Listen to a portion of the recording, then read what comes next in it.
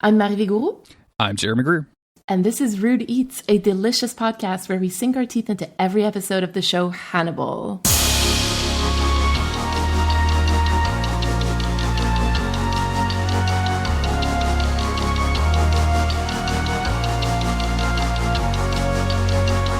My friends call me a killer if you're still hanging around.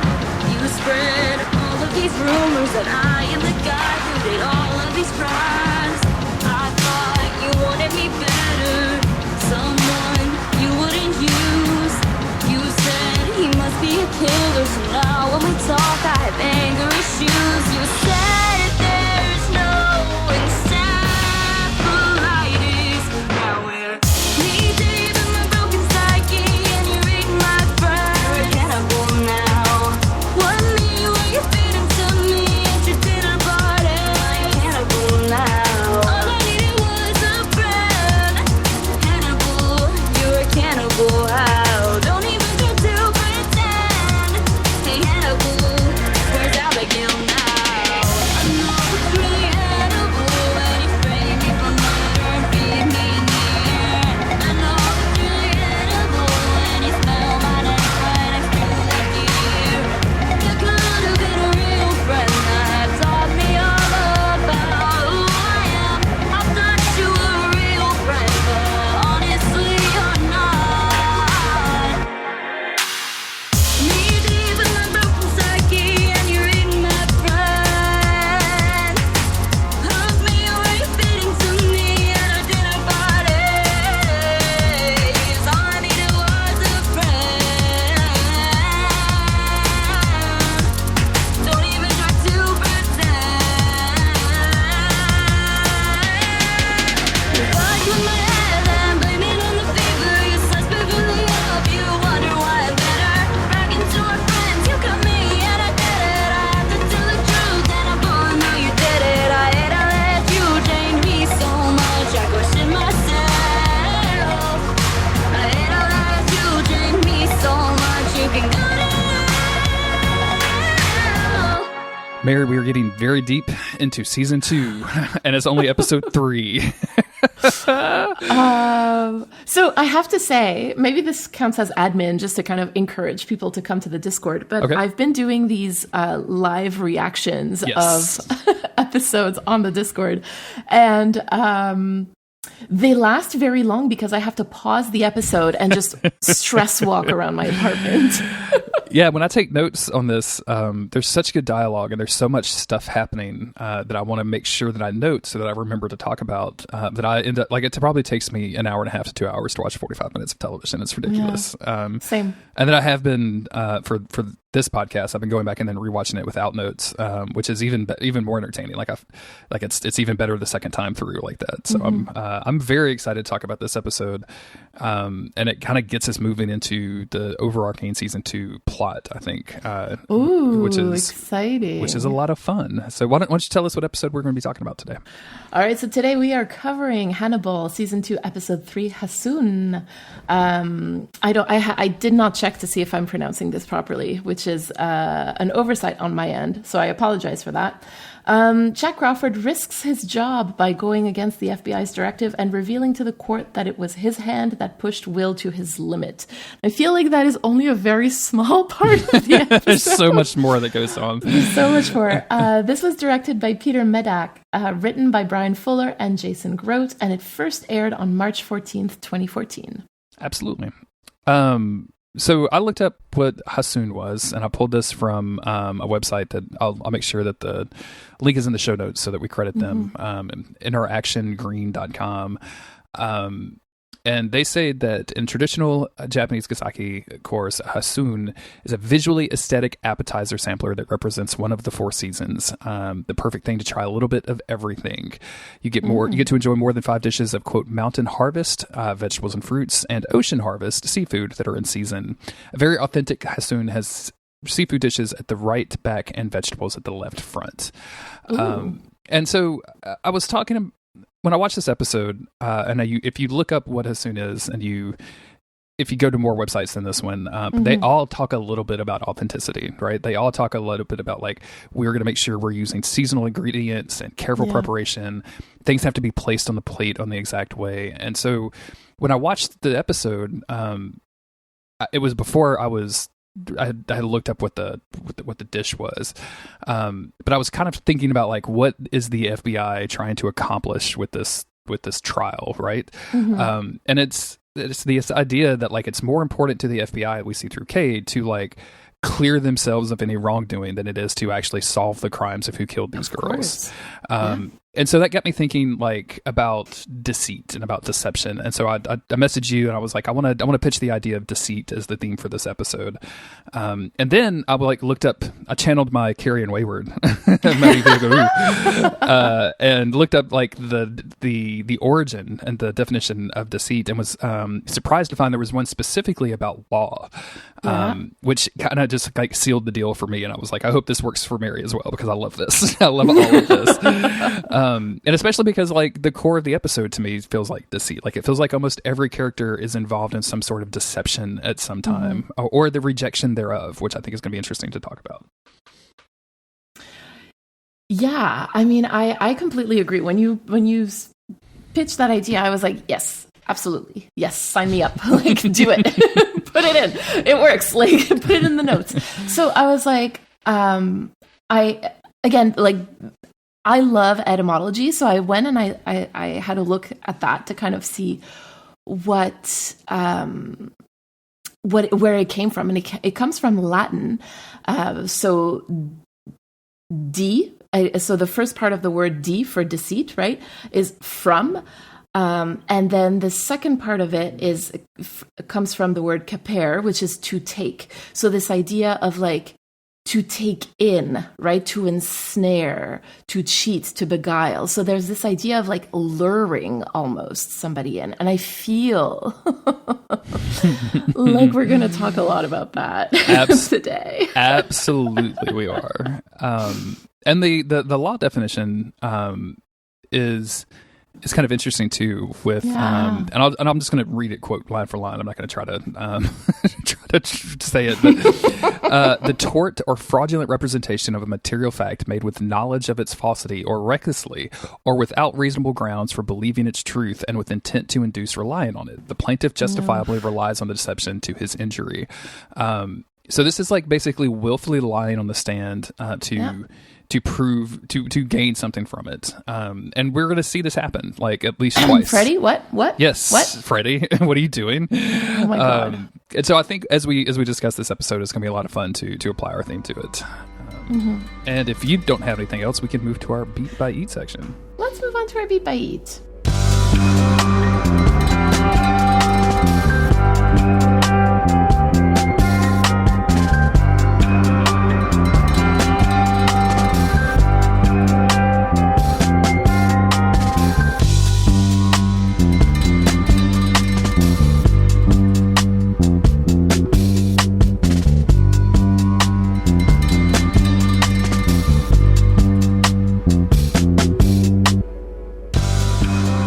So we're going to start out with a clock winding backwards. We see Will in a suit, and as the camera pans across his cell, we see Will in an electric chair.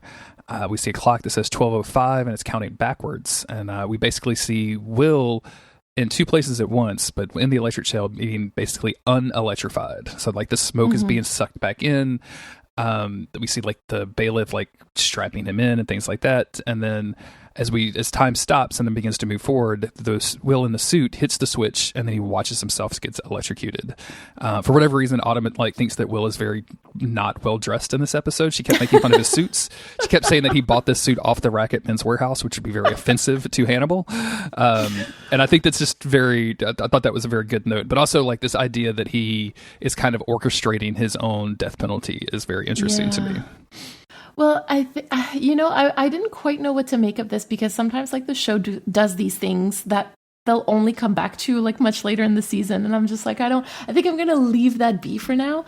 But it kind of made me think of like Will having to save his own life, right? And we were talking about that a lot last episode. and that like if he can't actually save his own life, then he's going to see it as it being his own fault, which I don't think it is. So I don't know if I'm off base with that, but that's just what came to mind when I was watching. No, I think it absolutely is, right? Like he, throughout this episode and throughout the last episode, like we still feel like Will is doubting himself. So if he's doubting himself and if he actually did this, he's literally putting himself on the electric chair by going through this trial and protesting, as opposed to taking the deal that Katie offered in the last episode. So Will is awoken in the real world by a orderly who has his suit that he's going to wear to his trial. And then we see this very brief montage of Will and Hannibal in separate areas suiting up together. I kind of interpreted this a little bit as them putting on their own little person suit, kind of. And it's just noticeable, I think, that Hannibal's is way, way higher in quality. I hate that suit with a passion, but he pulls it off, right? Like it's one of those things where sometimes like you hate a specific garment, but the person wearing it pulls it off in such a way that you're like, okay, that works. This is one of those cases where I'm like, I hate the suit, love the way you wear it, kind of thing. Absolutely, yeah. It's one of those things where like I kind of hate it because I know I couldn't pull it off. And like, you know what I'm saying? Like I'm just maybe I'm just a little jealous. Yeah, I get that. I want to talk a little bit about the music that's playing right now because you know I'm a music guy. Yeah, clearly. So they're playing Dalla su pace, which is from a opera. This is played by Don Giovanni. The opera is Don Giovanni. And I just there's two lines that I want to talk about with this specifically. The synopsis of this opera is that Don Giovanni, a young, arrogant, sexually promiscuous nobleman, abuses and outrages everyone else in the cast until he encounters something he cannot kill, beat up, dodge, or outwit. And I just, like, it's not quite Hannibal, but like squint. I mean, is it not? Squint just a little bit, and like maybe. And specifically, Dalla su pace. I'm not probably saying that. It's probably Dalla su pace. Actually, I'm probably getting a little bit wrong. Why is this not zoomed into a place where I can actually see? I won't go into the plot of this. But there's a line in this song or in this part of the opera where Don Giovanni tries to convince somebody else that a person is insane, that this woman is insane for accusing him, which. Sure. You know, again, like what we're talking about, but the line in the opera translated is "Don't trust him, oh sad one," and it's so good. It's so appropriate for Hannibal. I don't know who did the music in this show. But they're good. Like every time I've done just a little bit of research and like looked up the opera that they're using, it fucking fits, and I'm just like blown away. Like who knows opera this well? Like who listens to this much opera? Like that they were like, oh, you know what would be good? Like I could barely do this with pop music, and I listen to a lot of music. Like I don't. Anyway, okay, so we can move on from this one scene now that I have geeked out on the opera side. No, I don't want to move on because when I saw it, and I love the idea of the person suit, right? Another lens through which I enjoyed watching it is this idea of like two people getting ready for a date, right? Because I feel like this was really shot in that way because they could have filmed this in many, many different ways, right? Like they could have filmed this as if like they're putting on their armor, as if like they're getting ready for battle. But they really didn't do that. They filmed it as if they're like getting ready to go for dinner or something. And I just love this little tiny moment of Hannibal checking himself out. Like, it's just like so, like what a princess. I love him. He's so good.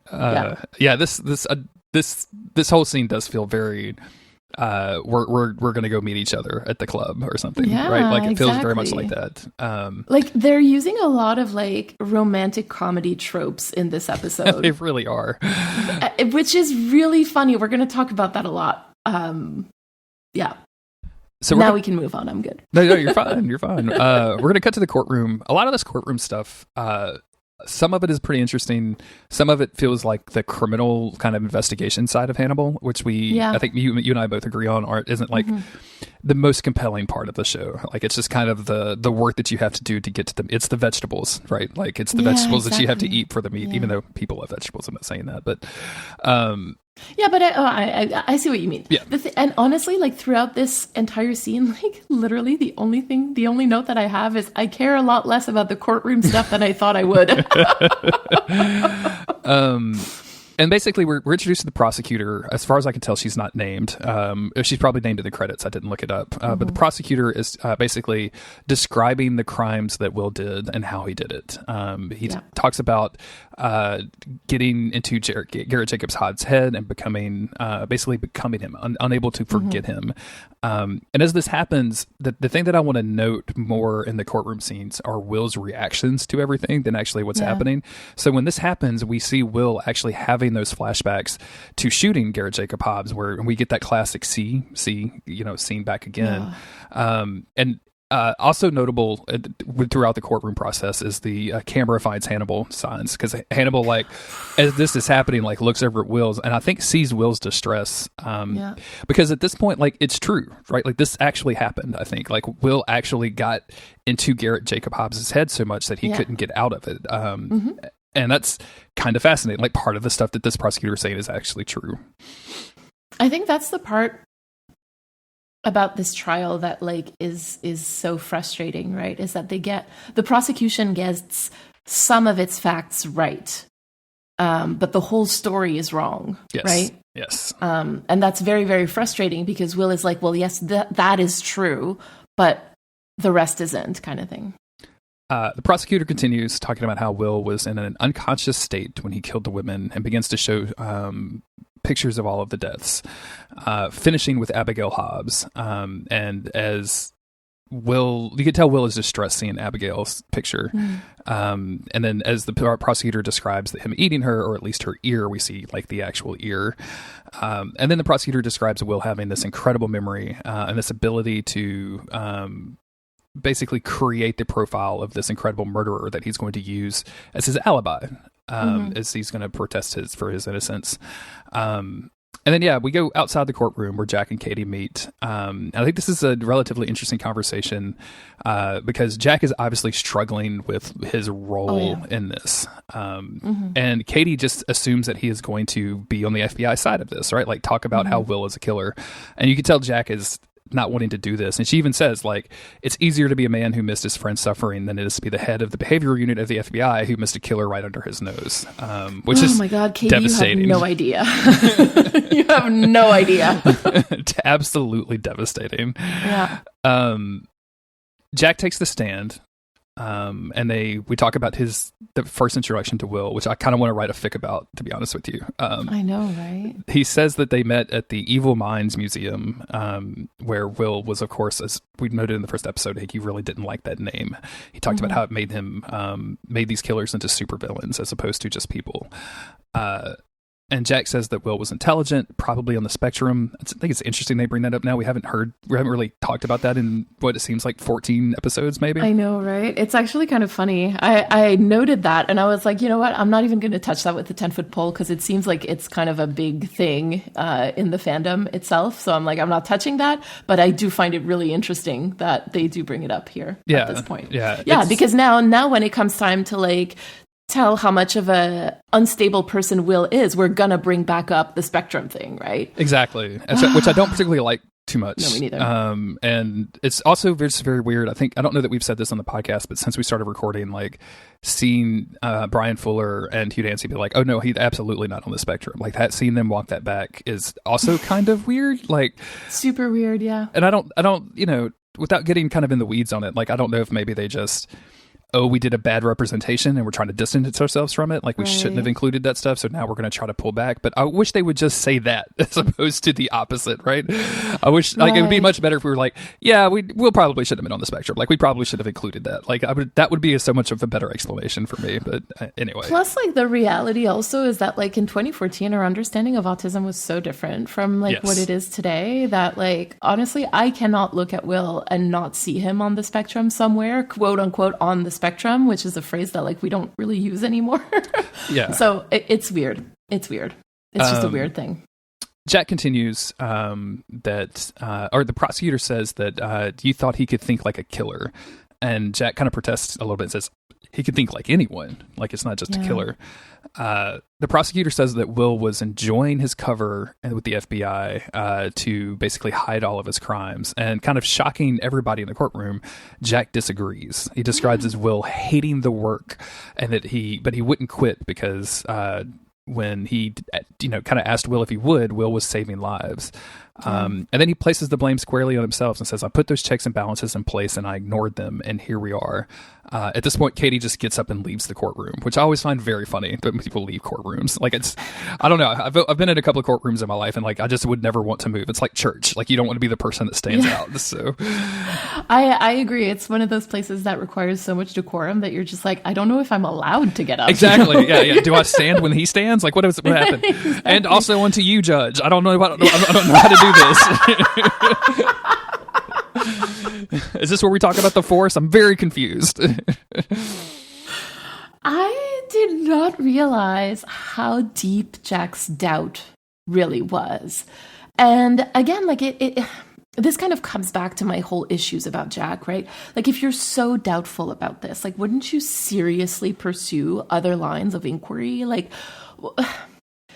and that's why I'm trying to like find a way to like understand his actions here, because maybe he's only just realizing now that he should have, right? Like, we're talking about deceit as the theme of this episode. Like, where is the deceit here? Because obviously Jack is being deceived by Hannibal. We know that. But kind of like what I said last week, like, I think Jack is also deceiving himself to a certain degree. Yeah. So this is almost like the exception that proves the rule to the theme this week. Because it's almost like Jack is rejecting the idea of what the FBI wants him to do in favor of what his actually like true beliefs are, which he's still struggling with. And it's kind of interesting that it's like you said, like it's happening now. Like, there's a conversation later where he, is trying to present evidence to the judge saying that maybe this affects the case. And he's saying, they said, well, your team gave us all of this evidence. Like, what are you talking about? Like, and he's like, yeah, you should know how much that means if I'm coming to you with this. Yeah. And we're not quite there yet, but I think it's very obvious that like he's still looking at Will, and just like, the more that he interacts with Will, he's like, this dude cannot be a killer. This doesn't make sense. Exactly. Yeah, exactly. Yeah. And it's kind of funny because like Jack's walking back on his whole thing is kind of, it's simultaneous with Hannibal's walking back too, right? Yes. Like, we're going to talk about that a little bit later, but it's just, these two men have such a similar approach to Will. They have a different relationship, but definitely a similar approach to him, which is really interesting to me. There's also a really great camera finds Hannibal moment. And Hannibal is enjoying this immensely. Did it again. Will's defense attorney is extremely happy with Jack's testimony, saying that it paved the way for Will's defense. And he describes this as not like actual law, but basically they're trying to manipulate people into buying what they don't want or that they don't need, which is Will's innocence. So this is part of the deceit, I think, for his campaign or his defense. Also, it's weird. Like, I don't want to get into the weeds on the courtroom stuff, but like, there's no jury in this. Like, we don't ever cut to a jury. Like, in fact, in the background, you can see like 12 empty chairs. So I don't know what like this is a trial for. Like, I'm not. Well, you can decide. I think there's like a possible. You don't always have to have a jury, right? Like, you can decide to have like the judge make the decision.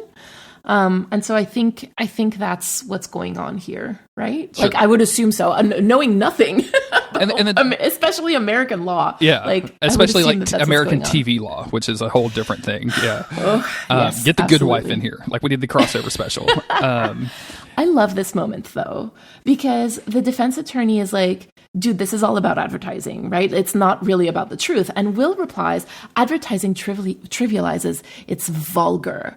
And my God, did he ever sound like Hannibal when he says someone is rude? It's so good. They do such a good job of contrasting Will and Hannibal, like we saw in the opening montage where they're getting dressed, and then also just seeing why Hannibal likes Will so much. Like, it's just showing how similar they are in some ways. Absolutely. Somebody brings the lawyer an envelope, and as he opens it, we see first what looks like sprinkles of some kind of red powder, which put me into like, oh my God, people are anthrax moment, right? But instead, like an ear falls out. And the lawyer is just like, oh, I think I got your mail. Which is kind of a He's funny got moment. jokes, man. He's got jokes. This episode is also incredibly funny. Yes. Like, I laughed much harder than I expected to laugh at a Hannibal episode, to be honest with you. That's one of my favorite things about this show, is that it's so darkly and sometimes just outright funny, while also being like terrifying and deep at the same time. Like, it's just so well written. Yeah. We get our intro, which feels extremely late, which I love. And then we cut to Hannibal's office where he's pouring liquor for Jack, and telling Jack that he did a brave thing. He even says, "Tell me, Jack," which is it made me laugh out loud. I know, he was like, "Oh, tell me he misses Will," without telling me he misses Will, right? And then there's this whole conversation. We haven't talked about Bella in a while, but Hannibal says that. Well, Jack first says like he's given his life to death, and they're kind of talking about Jack potentially sacrificing his career to say good things about Will. And when he says, "I've given my life to death," Hannibal says, "And now death has followed you home and lives in your house." And we talk about Bella, and it doesn't sound good. Where she's tried to make her room not appear like a hospital room. She's hiding the pills. She wants only small little flowers. And Jack talks about wanting to. Why am I getting emotional about this? Jesus Christ. It's okay. Jack talks about taking her to Italy where she could potentially die there. That's just, it's not a moment that's huge in the episode or anything. Like, this is not like a big reveal or anything, but it's just like a core emotional moment for Jack where he even kind of breaks down in front of Hannibal a little bit. And obviously the cancer stuff hits home for me pretty directly, but and also the Italy stuff, because I was married in Italy, so that does not help. Of course. But also just this vulnerability in front of Hannibal I want to talk about. Just like this idea that Jack so truly trusts Hannibal that he's talking about this most intimate desire to bring his wife somewhere so that she could die in a place that she loves is... It just shows how fucking manipulative Hannibal is. I love it. I love it and I hate it so much. Yeah, absolutely. Like, this is... I really... Yeah. Everything that you said. I love this moment for that because, like, this is incredibly emotional for Jack, right? And it's something that's been on his mind since the last season, right? The wear of his wife's death. Like, it's something that really bothers him. And it seems like he's trying to maybe get a little bit of, I don't want to say control, but I'm saying this in a healthy way. Like, he's trying to gain some say over this thing that, first of all, he doesn't want to see happening, but he also feels like he has no control over. And so, like, having some sort of say in either your last moments or the last moments of your loved ones, like, it's just actually such an important part of, like, death. Yes. Right? And I... Like you said, it is so vulnerable. It's so genuine. It's so open because it's also like death is not something that we talk about a lot in our society, right? It's a very, very, very taboo subject. So to be this open with somebody means that there is like a huge amount of trust there. And maybe, I was saying last episode, like Hannibal is like, he's Jack's good time boy, like, and he's also his bad time boy, clearly, because he's telling him about all of this. So anyway, I was also wondering, like, when he was testifying, if he was aware that he was basically like on the verge of imploding his own career, and if maybe that's what he wants, right? Or because he's like so incredibly upset about his wife's upcoming death that he is just like, you know what, nothing else fucking matters. I don't care about anything else, right? Which is a very understandable energy to have and emotion to have. And I definitely do not blame him for it, but I'm kind of wondering if it's really what he wants or if it's just the grief talking. Well, it could be, that self-destructive urge could definitely be there, right? Of things are falling apart at home. Like the love of his life is obviously like literally falling apart in front of his eyes.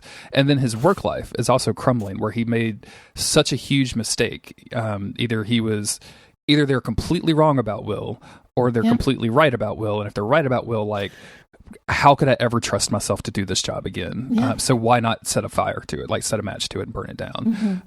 And while he's doing that, like struggle his way for doing that, still wanting to defend his friend. Like he still looks at Will as if a friend. And it's just so sad. We talk about Jack a lot on this podcast. We kind of hate a lot about his, a lot of his actions. But it's a sign of a good character that I keep saying that makes us hate his actions and also like him a little bit at the same time. So it's a good character moment. I mean, Lawrence Fishburne also like does such an amazing job. Like you can tell that he defends his character, right? Like the way that he plays him, he is like, this person is so human that like you cannot hate him. You can dislike or disapprove of his actions, but you cannot hate him. And that's how I feel about Jack. I know that I sound like a Jack hater. Like people have definitely mentioned that, but I don't hate him at all. Like I keep saying this, but he is so human to me. He is so relatable in so many ways. Yeah. And every episode, I think he proves that of like, he's definitely human with all of the vulnerability that comes with that and the mistakes that come with that. But we can also like we can also critique his actions and say like, you shouldn't have pushed Will like this much. As much as he said on the stand, right? He should not have pushed Will. Yeah. This moment is also the moment where you realize that Hannibal is actively trying to manipulate this entire thing. So at this moment, in this moment of Jack's vulnerability, he says, hey, you know, you don't have to die with Bella. The FBI could still be there. Encouraging Jack to stay at the FBI because like, I wonder why he would want to be besties with somebody in the FBI. And it's funny because like the advice is sound, right? Like when you think about it, like, it's like, of course, if I saw one of my friends self-destructing in that way, like I would probably offer similar advice. But you know that Hannibal is not in there to like give good advice to his friend, right? Like, so I'm very torn about this. Very torn. Yes, it's an interesting conversation throughout this. We're going to switch back over to the ER to the lab, to the morgue, where the ERT is talking about the ear that was delivered to the lawyer. There's a moment where Jack is like kind of listening to them, but not actually listening to them. He's kind of in a different area. And the only thing that they really know about it is that it was cut off of a live corpse or live person 48 hours ago. So they know that Will didn't do this. And then Hannibal shows up wearing the most garish fucking I'm going to the Rocky Horror Picture Show as the best dressed person in the audience fucking outfit that I've ever seen in my entire life. It's insane. And I kind of love him for it. Again, I'm kind of jealous. I couldn't put this off. So yeah, there you go. It's hate the suit. Love the way he pulls it off. Hannibal kind of presents this idea that like, hey, Will said that someone else was doing all the killing, and they're like, but that was you. And he's like, yeah, maybe he was half right. And then I love this episode a lot for bringing Z to the forefront, where he's just like, you got to be fucking kidding me. Like, we're not going down this. It just seems like he actively loads Will. He did before, right? Like we saw a little bit of that, like kind of doesn't like him at all. Yeah, but now it's like, you've got to be fucking kidding me. Yes, know? But the reality of it is like I feel him, not about like disliking Will, but more like, Hannibal, are you fucking kidding me? Like, he literally spent all season framing Will for murder, and now he's like, nah, I changed my mind. Like, he is so much worse than Alana, you know? Like, at least she just told Will that he was unstable. She didn't frame him for murder. Yeah. At least Alana gave him a kiss, and then did bad things to him. At least he got a kiss out of it. So at least, you know, it would have been nice to get a little kissy kiss from Hannibal to Will. Anyway. That's in the fanfics, I suppose. But also, like, from Z's point of view, like, he probably spent so many hours on this case, like, cataloging evidence and stuff. And now, again, they're going off on a wild goose chase because, like, some rando consultant is speaking in fucking haikus. Like, I would be so annoyed. Oh, dude, it's so funny. It's so good. I love it. Just so much, like the whole thing just really works for me. It's so funny. I was like, "Oh, you've got to be kidding me!" Like it's, the delivery too is really good. Like, yeah. We cut from here to Hannibal visiting Will in his cell, and Hannibal is saying like, maybe you have an admirer, or maybe this is a helpful gesture. And there's so many times in this where I'm just literally writing down the dialogue for the show, and I like at some point I may just need to include a link to the script as we're talking about it, so I can just reference that instead, because goddamn. I mean, it is so good though. Like that, but that's why it takes me hours to watch this freaking show, because like I'll pause because he says something like the admirer thing. I had to pause. I was like, oh, an admirer. Oh my God. And I just like paused and gnawed on my enclosure a little bit. You know what I mean? Like, and then like had to breathe to be able to come back to it. And Hannibal says, I love this line where, because he talks about it being helpful, and Will is like, you think someone sent me an ear is like a helpful thing? Like I should be grateful for it? He's like, and then he kind of says something to Hannibal, like, you know, would you do this or something? And Hannibal's like, it didn't occur to me to send you an ear, but I'm glad someone did. And I'm just... It's so funny. Like, why is it so funny? It's also funny because, like, presumably Hannibal is the one that sent the ear, right? Like, of course. Yes, absolutely. And Hannibal proposes that there could even be a second killer besides Hannibal, obviously, because he says, you know, and Will's like, I really want there to be, and he says, I don't know what anyone is capable of anymore, even me, and that accusing Hannibal makes him look insane, and he says, I'm not insane, not anymore. And Hannibal responds to this by saying, you know, hey, you might the ear is an opportunity, and that the sender wants to be seen. He cares what happens to you. I love this show. Okay, listen. Our theme is deceit, right? And okay. I've watched this whole episode under the assumption that Will is playing Hannibal, right? Because we've seen it in the last episode, so I just couldn't really watch this episode thinking that like Will just decided to let this go all after presumably just 1 week, right? And we also know that Will can understand anyone or any killer just from looking at crime scenes. And we also know that Will has been like goading Hannibal into killing people in the last few episodes and to look at the crime scene photos of his crime scenes. So I sound like such a conspiracy theorist. No. Give it to us. Give it to us. You said you went full feral. That's what we want. That's what the listeners crave. Oh my God. Has Will figured out Hannibal, and is he just playing him now? Right? Like actually playing him the same way that like a jock would pretend to like the unpopular girl at school as a means to an end kind of trope, right? Like because we've seen this show again like subvert tropes before, and this would be like a great one to leverage, I think, because playing with the affections of Hannibal Lecter, like that's ballsy.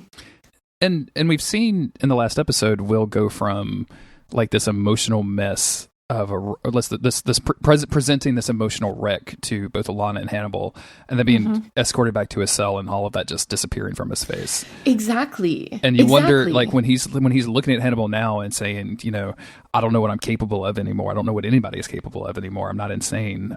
You wonder if he's doing the same thing here. Is he playing into Hannibal's desire to free him because he knows once he's free, he'll be able to capture Hannibal? And like, what a dangerous game that is, right? Like like if you truly believe, as Will seems to at this point, even though I think Bedelia sealed it for him, right? Yeah. But there's moments in the courtroom where I think you can see like even now some doubt will slip in, and he thinks like maybe I actually did that. That's how well Hannibal manipulated him. But like if you truly believe that Hannibal did this to you, like it's so fucking awful and terrifying. Like if I just found out my best friend was doing this, like, I would just be like, I can't even think, right? Like it would just destroy my brain. So this is a very dangerous game that Will is seeming to play right now. And at the same time, he has literally nothing else to lose at this point. Yeah, exactly. Like, what are they going to do? Right? Take away his dogs? Like, done. Poor Winston. It's in the pound. Alana got done. Oh, no.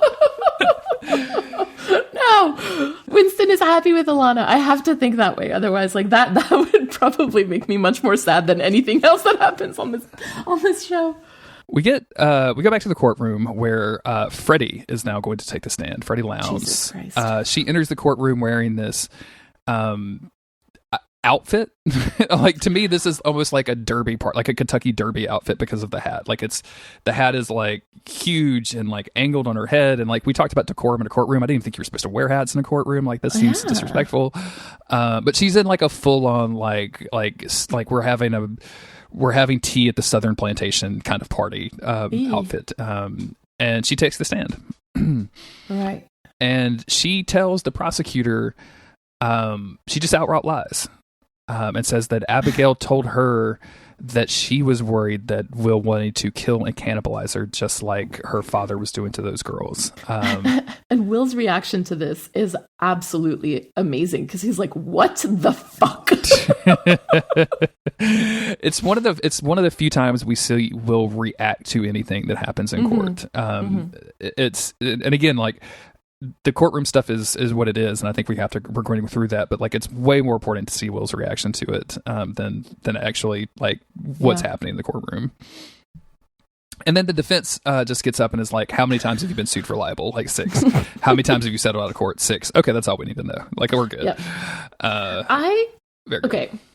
I watched this scene and I just couldn't understand what game she was playing, right? Like, what is even in it for her to be acting this way? Because it's not just the outfit. It's also like the way that she presents herself. Like, she presents herself as like this weak, tiny little, and I'm going to say it this way because that's how it comes across. But this weak, tiny little woman, this poor little woman who was just besties with Abigail Hobbs, you know, who was helping her when she was like so suspicious of Abigail, right? Actively trying to get Abigail to blame Will for this. Yeah, exactly. And I think you asked a good question, is like, what does she have to gain from this? And this is a little bit of book knowledge, but just from just from the characters, not necessarily plot things. But like to me, it's to sell this book. Like this book is way more of a hot seller if Will is convicted of the murders, right? Because then you get to tell the whole story as opposed to having that question mark at the end, which like.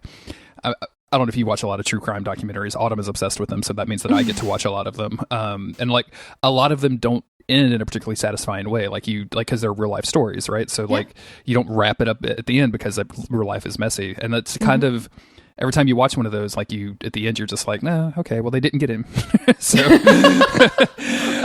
and like I think this is what Freddie wants, right? Like Freddie wants Will to be convicted because if Will's convicted, that means that book sells way more copies. Right. I mean, yes, that makes a lot of sense actually. I do want to comment on the hat. Sure. Because like the hat does not go with her outfit. Like very, very much does not go. And the costuming department must have known that. And so they did it on purpose to make it look like she is cosplaying something, right? That she is being deceitful. And I love that. I just love that. There's an aspect of Freddie Lounds' character that I think comes across more in the books, because in the books I've told you it's a dude, and it's always like that kind of stereotypical like overweight, greasy guy willing to write whatever or willing to do whatever to get the story kind of character. And Freddie Lounds isn't that, but like I think this is an aspect of that, of like there's a certain amount of low class to Freddie that she pretends she doesn't have. This is, and it also reminds me of the Silence of the Lambs line where Hannibal Lecter tells Clarice Starling, he kind of makes fun of her shoes, right? Like it's kind of one of those things of like I can see through this person suit that you're putting on, basically. This actually makes me think very, very much of like a Sherlock moment where like he meets somebody who presents to be a fan, and it turns out that it's a journalist who's kind of like disguising herself, and he sees through the disguise, and that's how it feels, honestly, with Freddie. Like because like only very few people know how to like make a hat go with an outfit kind of thing. Like I don't wear hats, like not like that anyway. Like I'll wear like some hats, but definitely not like that. And it's just, that she does not know how to do this, but that she is trying to appear like she does. Like she is selling herself to be somebody who she is not. Yeah, that's a very good point. Yeah. And to do that through fashion, I think is a really interesting choice. Again, just like talk about how important every aspect of doing a TV show is, where even your costuming can be commenting on characters. So, well, look at the way that I said that I hate Hannibal's suit, right? Yes. And you don't like it either. And yet he pulls it off because of who he is, right? Will could not pull off this suit. Jack could not pull off well, maybe because Lawrence Fishburne could, but not Jack. To be clear. Black men have a fundamental style and grace that just white people don't have for the most part. So I'm absolutely sure he could pull this off. That's also true. However, yes, there you go. So Lawrence Fishburne could pull it off, but I don't think that Jack could. And so I think that this is where also like this comes in for Freddie. So yeah, sorry to talk about Freddie's hat for like 5 minutes, but I was just like, what in the world is that? Honestly, I think the people really like it when we go deep on details like this. Like, I think this is what the people are here for. Not like we'll skip over wide swaths of like the prosecutor talking and then focus in on Freddie's hat for 10 minutes. Like, I think that's the good shit right there. That's the good. Supernatural could never, is what I'm saying. Supernatural could never. That's not true. There's plenty of stuff to zoom in on Supernatural. It's just very funny to me to compare the two a lot. We're going to switch now to Alana on the stand, but it's a fake out. It's actually her sitting in front of Will's very tiny cell with the lawyer there kind of coaching her through what her testimony should be. He doesn't want her to answer questions for the first time on the stand. So he's kind of rapid fire questioning her specifically about her romantic relationship with Will. And he says that she is smitten with the accused and that the prosecutor will smell it on you like you stepped in young adult, which is a very weird expression, but I kind of dig it. I kind of like it a lot. Listen, this actor is amazing. I've seen him in Rookie Blue before, and he is just like, he did such an amazing job. I think he's a Canadian actor. I was saying actually in the Discord, I'm like, this is shot in Toronto because like I'm seeing all of the actors who were in Rookie Blue, right? Like Z is in Rookie Blue, and so is this guy. And it's just like he is so good at this role. Like he is kind of a scumbag, but you're a necessary evil kind of thing. So anyway, love that. But also, I do want to mention that like this guy can tell that Alana is smitten with the accused, but not Hannibal. And this feels very homophobic against me specifically. That's so funny. I'm sorry. It's not funny that it's homophobic to you, but it's just that's a very funny expression that I don't think I've specifically heard, and that's very good. It's just like, he might as well have called me a slur. I would have been less offended. What's that mean? I would rather you just call me a slur. Yes, exactly. Yeah, I know this lawyer too. He was on The Expanse, which is one of my favorite shows. Cool. And he plays a really interesting character on that show. And he, in questioning Alana about her romantic feelings, she has to answer. She has to respond, and she says, I don't have any romantic feelings for Will.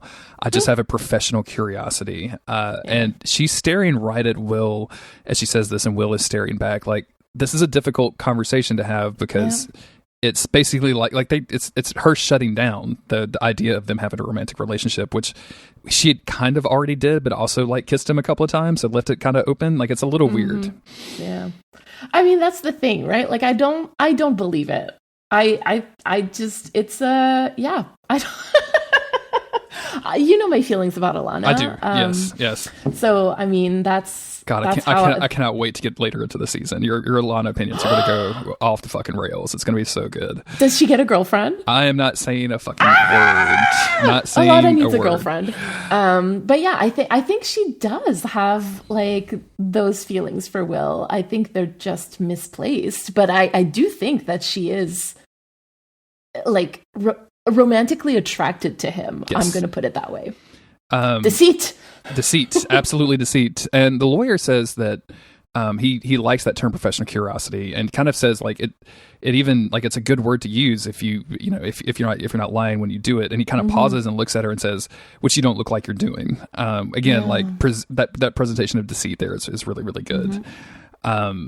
We get one of these classic like Hannibal transitions, which I love, which is just like a super up close zoom shot of the ear, and like it slowly rotates out, and we find out that we're back at the morgue or the lab or whatever we're going to call this. And an interesting, they discovered that the knife that was used to cut off this ear was Will's knife that was checked into evidence and then further checked out by a bailiff for 2 days later, never brought back. And they are so proud of themselves for figuring this out. And like, you have this, I just saw that, did you mention it too? I was going to bring it up, but like, please go ahead. Z's attempt to like with the fist bump with Jack, and like Jack, the camera cuts pretty quick. Like we don't see him being left hanging, but you know he was left hanging. Of course he is left hanging. Why is this so funny? Like, it's like pretty good, right? I think. Oh my god, I love it so much. And just to kind of further, like, it's a very funny moment, but it's also that moment that we keep talking about with Z, where he is so fucking frustrated with these, would you call them haiku talkers? Haiku talkers. Like, he's so fucking frustrated. Like, he just wants to get back to his job. Like, he wants to find evidence and present actual evidence. He doesn't want anybody in the lab talking weird shit, which is what he has had for like the last year of his life, and it's been very frustrating to him. So when they actually find evidence, he goes to Jack and he's like, "We got fucking evidence, dog. Like, we are ready." It's so good. I know. I feel his struggle. You know what I mean? Like we all know sometimes, like at work, when there are people who are just sending you on wild goose chases because either they don't really know what you're doing or like whatever. But like to be able to get back to doing your job is just so, it feels good, right? Like, yes. I don't know. Yeah, absolutely. When I think it's a lot of times too, your boss, like when you're. I've had this in my life where I'm relatively good at stuff, and then when people say that, they're like, "Oh, well, you could probably do this." For instance, like right now I'm writing a business plan for a new company. I've never been to college. I've never written a business plan. Why is this my job? Yeah. Like, and it's one of those things of like, and I just feel like Z is just like so tired of people like just coming in and like not doing his job correctly. I know. He just wants to do his job correctly, right? And yes. I admire that about Z. Like that is something that I really like about him. Since the bailiff has been missing for 2 days, we see Jack sitting outside in a car and they calling in a team to go check out the bailiff's apartment. And they go in and we immediately go into slow motion. We see the door trigger some sort of mechanism, and the whole place lights up in fire. We see the fire reflected in the stag's eye. And then Jack like has to watch this like place explode from the outside. And he's just like, he's stunned. He doesn't even like make a face. I know. Yeah. Like engulfed in flames again, like the fire. It's just, it's a lot. It's a lot. Yeah. And then later they go inside and they see this body. And I find this absolutely fascinating from a writer's perspective of even coming up with this idea. But this body is laid out on a set of antlers, just like Cassie Boyle was. It's burned just like, I just want to say Georgia Manchin. Georgia Manchin, thank you. Yeah. I wanted to say Georgia Lass because that's her other character. And then that she's got this body also has this face cut like the neurosurgeon. And then there's one other thing too for the fourth victim that I'm forgetting. What am I forgetting? The ear's missing, cut off. Just like Abigail. And it's just like a little gift wrap for Will, I think. And Hannibal arrives.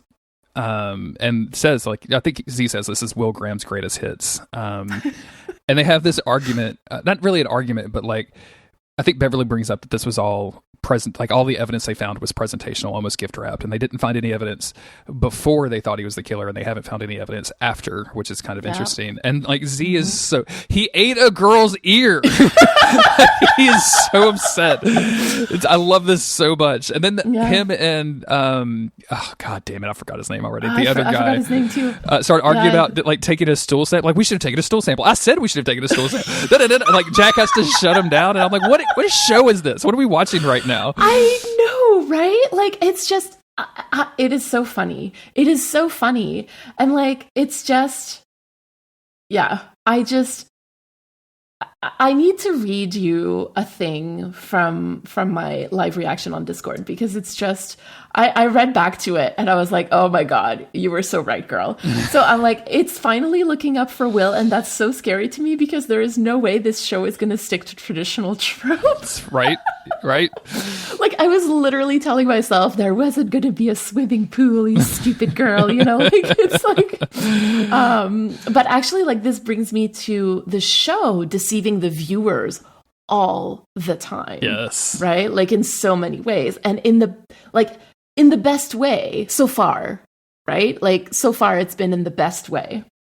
I talk a lot about loving unreliable narration, and it's something that's difficult to do. But some of my favorite media features it. Like I've talked about Legion, the TV show, on this show before. I also talk about Tans and Mirrors, the Like Tomb series, which just has such unreliable narration that I finished the first 3 books and immediately started them over again because I was like, I don't know what the fuck what just happened. Like I got, and like book 2 is one of the, not to get off on a tangent, but like people love Lock Tomb, also loved Hannibal. So, but like book 2, like I thought I was sick. Like I thought I had like mental encephalitis as I was reading that book. I was like, I don't understand anything about what's happening right now. Like this is such, but I couldn't stop reading it. So, and Hannibal is very, very much like that, where you're like, what is real, right? And I think like it's important as we go through this episode specifically to question what the show is showing us, what the show is telling us, and what the characters are telling us, because it's so full of deceit. And it's at this moment that Hannibal pulls Jack to the side and is like, "Hey, do you think this is going to affect Will's trial at all?"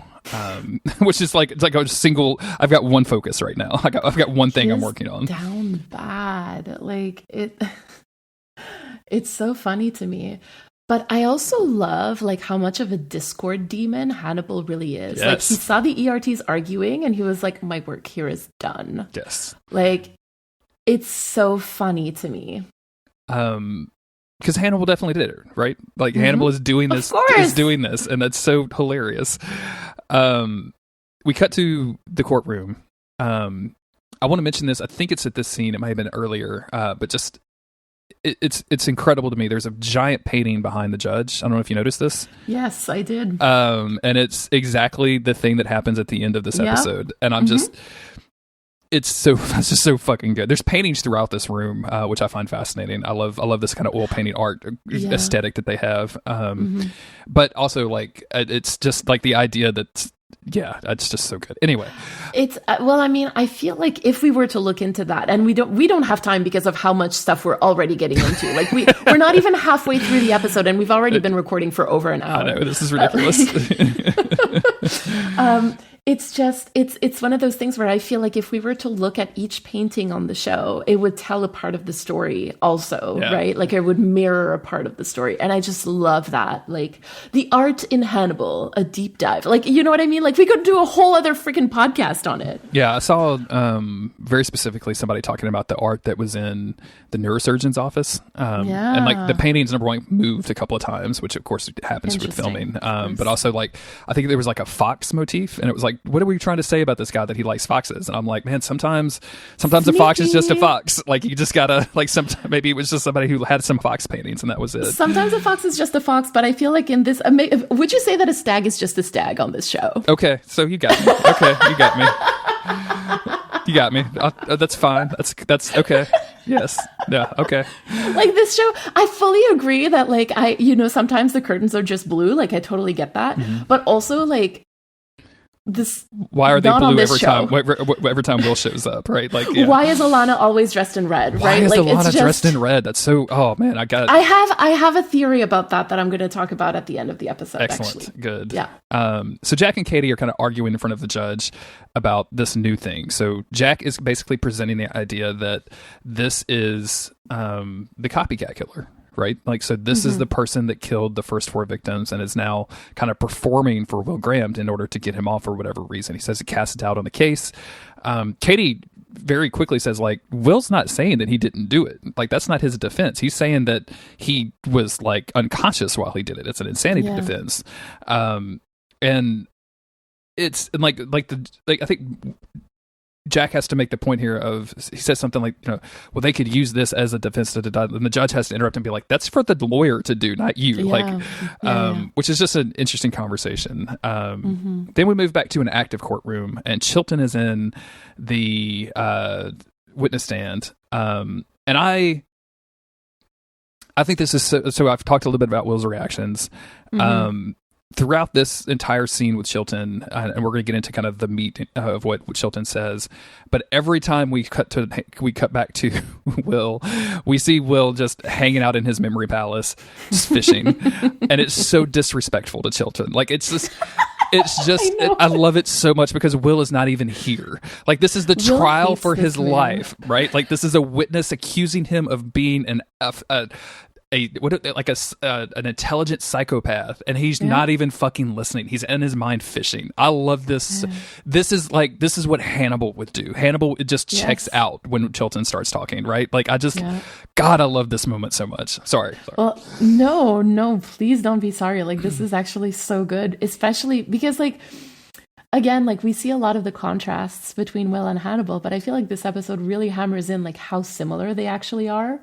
And like you picked up on that, and I completely agree. Like, and it's so funny because Chilton also looks so pleased to be there. Yes. Right? Like, he's got his cane and this and that, and he's got like his swagger, like he's feeling himself. And Will is just like, I am not listening to a single word that you are saying. It's also talk about like why Freddie was doing this, right? Like, why is Chilton doing this? And it's much for the same reason, for his own personal gain a little bit.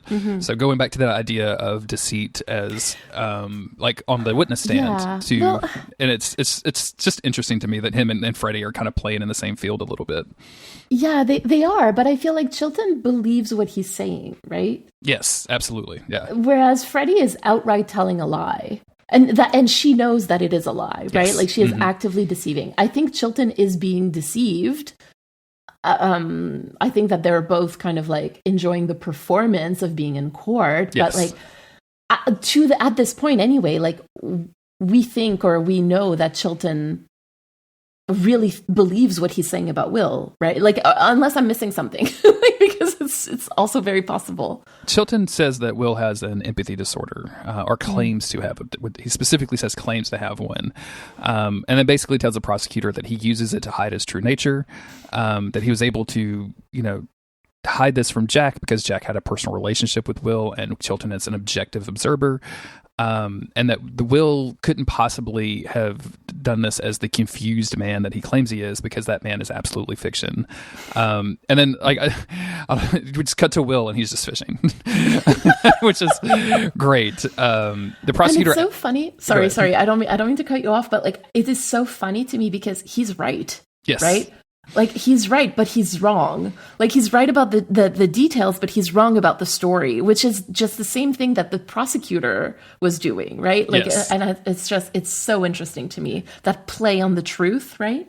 Oh, it's so good. It's so good. The prosecutor asks, is Will an intelligent psychopath? And I love this line where Chilton says, "There's not a name for whatever Will Graham is." And Christ. What a moment not to cut to Hannibal. I really assumed we were going to cut to Hannibal right here. Me too. Honestly, like, this whole episode is basically people thinking that they're describing Will Graham, but really actually describing Hannibal. That's such a good observation. That really is true. People just keep talking about Will, and Will's like, "That's not me. That's my bestie. That's my homeboy. Yeah, it's my good time boy." The defense is there, and the defense has this line of like, well, Will was saving lives. He was catching killers. How is that? Isn't that a contradiction from being a killer? And Chilton, I think, very intelligently, like I think this is a really astute observation from Chilton, says like, no, he was playing God by saving these lives because it feels just as good to save them as it does to kill them. And I just wanted to yell as I was watching this, like, so you could hear me from Canada, all the way from the Gulf of Mexico. Like, I wanted to hear your reaction to this live so bad. I mean, listen, like, this is one of those moments where I went feral. Like, I was like, again, like, playing God. It's just like screaming begins again. Like, I am the possum screaming in the basement. Really? Like, this is it. I don't know. This show, right? This show. Like, and that's the thing, like, I might be too feral at the moment to be able to form a coherent thought, but bear with me, okay? I wonder if Hannibal hasn't deceived himself into thinking that he's in love with Will, okay? Because he framed him for murder by getting closer to him and by getting to know him. But he was the one actually doing the killing. And so now this killing, which he considers to be artistry, by the way, right, is being attributed to Will. And he's hearing people talking about Will's quote unquote artistry, but it's not actually Will's, it's Hannibal's. And I'm like, is he actually falling in love with the mirror of himself? Like, is this a retelling of the narcissist story? Like, Will, and this is my, I'm like holding on to the wall because I'm just like so white knuckling the desk right now. Absolutely. Like, will this lead to Hannibal's downfall? Because that was Bedelia's concern, right? Like, she was like, this is not good. Stop doing what you're doing. And like, Bedelia's character is very confusing to me at the moment, but like, it's just, I cannot help but think that that him falling in love with the mirror of himself is going to lead to his downfall. But again, you never know with this show. Like, and I don't know, like, is this what's happening or is he really falling in? I don't know. And listeners, lest you forget, I have in fact seen the next episode. Just want to say that.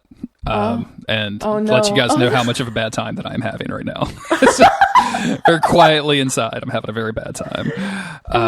Also, we go through all of this with Shilton talking about this, and then we cut once again back to Will, and he's just still fishing, and I just love that so much.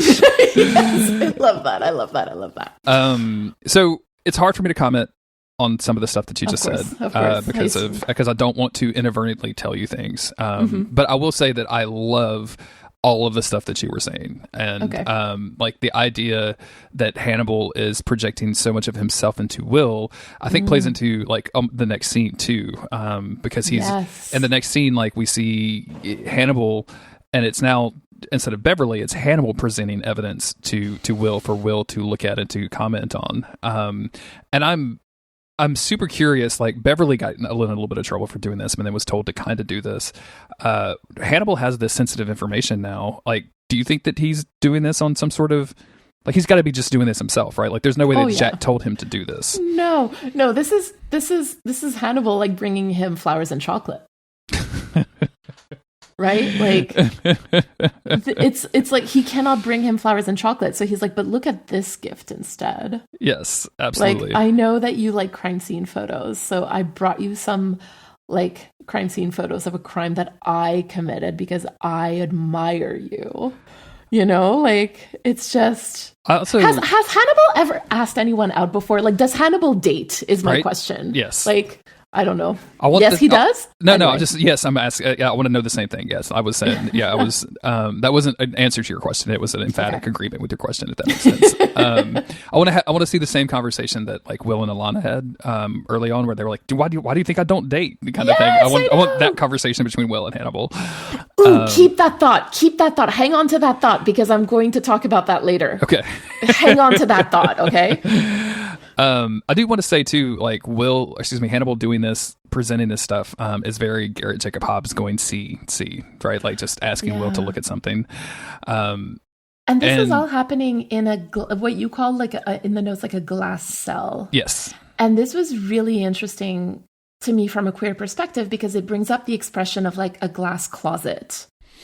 And I don't know if this is something that you've heard before, but it's basically like, it's exactly what it is. Imagine the visual of a glass closet, like the expression of like, oh, this person is in the closet, or like closeted being like you're not out to the world. And then think of like glass closet and the possibilities of that, right? Like, because it has many possible meanings depending on like a lot of things, but it just made me think of like the glass closet and what this could possibly mean on a show in 2014. To put these two men in a glass closet. Yeah. Again, Brian Fuller, man. Like, you have to really respect the commitment to this. And I've said this a couple of times before, but like, to take a loving, let's not say loving, to take to interpret these two as having a relationship is from the books is like a super interesting perspective to me, and the fact that they put this on national television at the time is fucking wild. And so, well, there you go. And I think that a lot of the things that happen on this show is specifically because of that. I think the show itself, like, and I'm not sure exactly of the politics behind it, but like the whole show is a glass closet for these two men, right? Yeah, absolutely. He shows Will the forensic report from the crime scene from the bailiff. We know it's the bailiff now. I don't know if we actually talked about that, but this No, is yeah, we know. the bailiff was Andrew Sykes, I think. Sure, Is his name? You're like, yeah, sure, whatever. Definitely will matter. Yes, yeah, exactly. And I like the fact that Will like barely looks at the report, but he goes right to the pictures. That's something that's kind of interesting to me. Like he's much more concerned with like the rawness of the pictures than he is with the sterile reporting. Mm-hmm. Well, it's that firsthand, looking at things firsthand, right? Rather than somebody else's Yes. interpretation of it. And I don't know if you felt the same way watching the scene, but like I felt like the way that Hannibal looks at Will now is so different from the way that he looks at him in season 1. And I can't really pinpoint what it is, but you can tell that he's like into him, like, and not unlike how people say that Alana looks like she's into him, right? And I think, and this is where I'm going to talk about the Will Alana thing, because I think I might be changing my mind about the Will Alana storyline, because I think that it is very purposely placed there as a distraction or as a deception, right? I think that a lot of people are seeing something between Will and Alana that is actually happening between Will and Hannibal, right? The idea of the glass closet, Yes, Alana wearing red, all of these things that we're seeing between Will and Alana, like the conversation about like, I am not your patient, like this being like what Hannibal wishes that he could hear from Will, or like the conversation about the dating and all of that. And this isn't me saying that like the ship is wrong or bad or invalid or whatever, like ship whoever you want and enjoy it. But it's more of a comment on how I think general audiences in 2014 would have understood the relationships on the show. And I think that like as much as we dislike the Will Alana storyline, like the romantic part of it, I think that it is placed there purposely by the show. I think, yeah, absolutely. And I think that's probably the reason that this like snuck onto national TV, right? Like, yes. I said it when Will and Alana kissed, like it very much felt like network interference of like, oh no, nobody has kissed in 8 episodes. Like we've got to have a will they, won't they, basically. And boy, does Hannibal put the will they in the won't they.